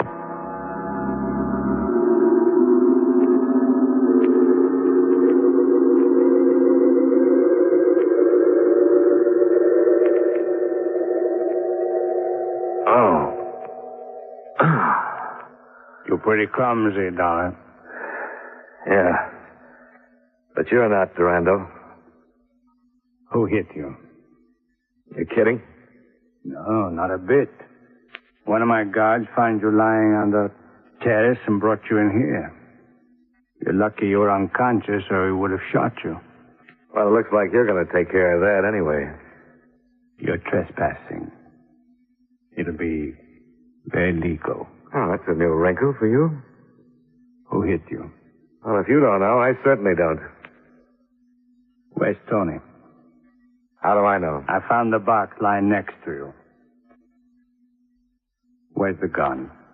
Well, if it's not in the box, I couldn't tell you. You killed Tony? Unless he's got 9 lives. How'd you find out about the gun? You got an alley in back of your cafe.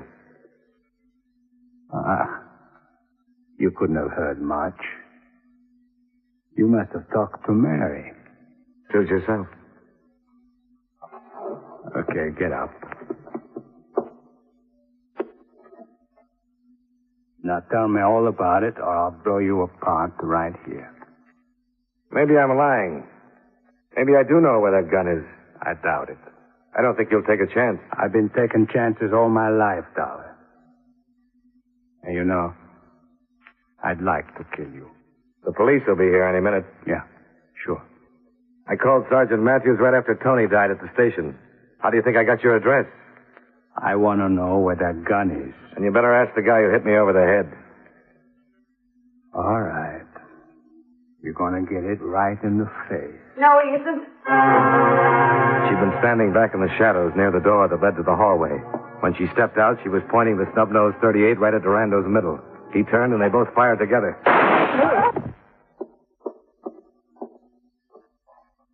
Where did he hit you, Mary? He deserved it, didn't he? Where did he hit you? The tide. Is Jimmy? Yeah, I think so. He did deserve it, didn't he? Yeah, he sure did. I'm sorry I hit you in the dark. I didn't know. It's all right. I was home. Started worrying about you. I went back to the cafe, and he wasn't there. So I came here. Saw you sneaking through the garden. Now, just take it easy. I put the gun in the box. Tell Dad I'm sorry about it.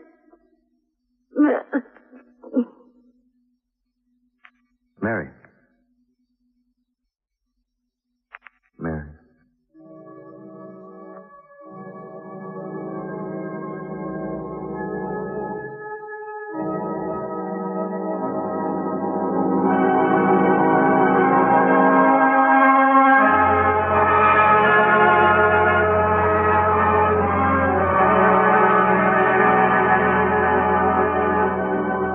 Durando was dead, and Fletcher wouldn't have to prosecute.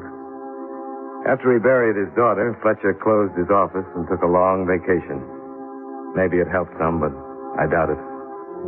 Expense account item 2, $45.75, hotel bill and incidentals. Item 3, $35, car rental. Item 4, $156.85, plane fare and incidentals back to Hartford. Expense account total, $435.05. Yours truly, Johnny Dollar.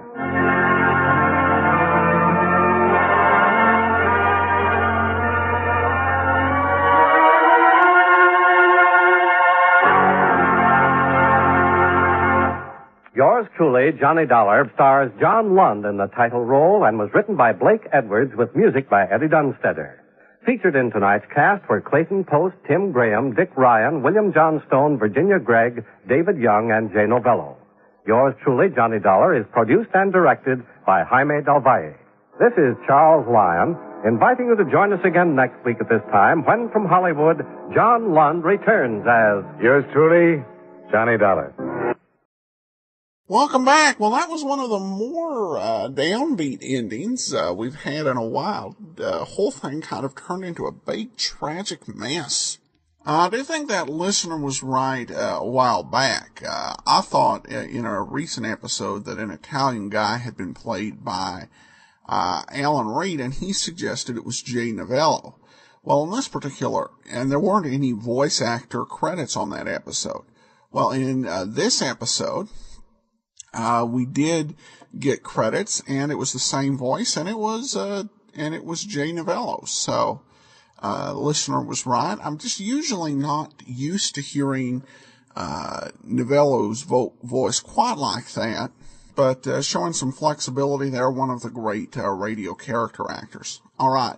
Listener comments and feedback. We begin with Chris, who says, Adam, I wanted to let you know that I've been enjoying your show now for quite a few months. When I can, I will send you a little support, Chris. Well, thanks so much, Chris. And we also have another Android review over on of our app over on the Amazon App Store. And Adam1014 writes, I love this app. Adam is an excellent host, giving info on each episode that is informative and entertaining. I listen to the same podcast in iTunes, and the quality is excellent on both. I actually prefer this app over the podcast version. Since it's on my smartphone, I can listen to it anywhere instead of just my car. Well, thanks so much. I appreciate your review and your support there. But that will actually do it for today. Join us back here on Monday for the adventures of Frank Race. And then on Friday, an episode of yours truly, Johnny Dollar. And starting next Saturday, we'll be doing a 6-day-a-week podcast with the lineup as our Saturday show as we get into the last few weeks of Dragnet. In the meantime, send your comments to Box 13 at greatdetectives.net. Follow us on Twitter at Radio Detectives. And become one of our friends on Facebook, facebook.com/Radio Detectives. From Boise, Idaho, this is your host, Adam Graham, signing off.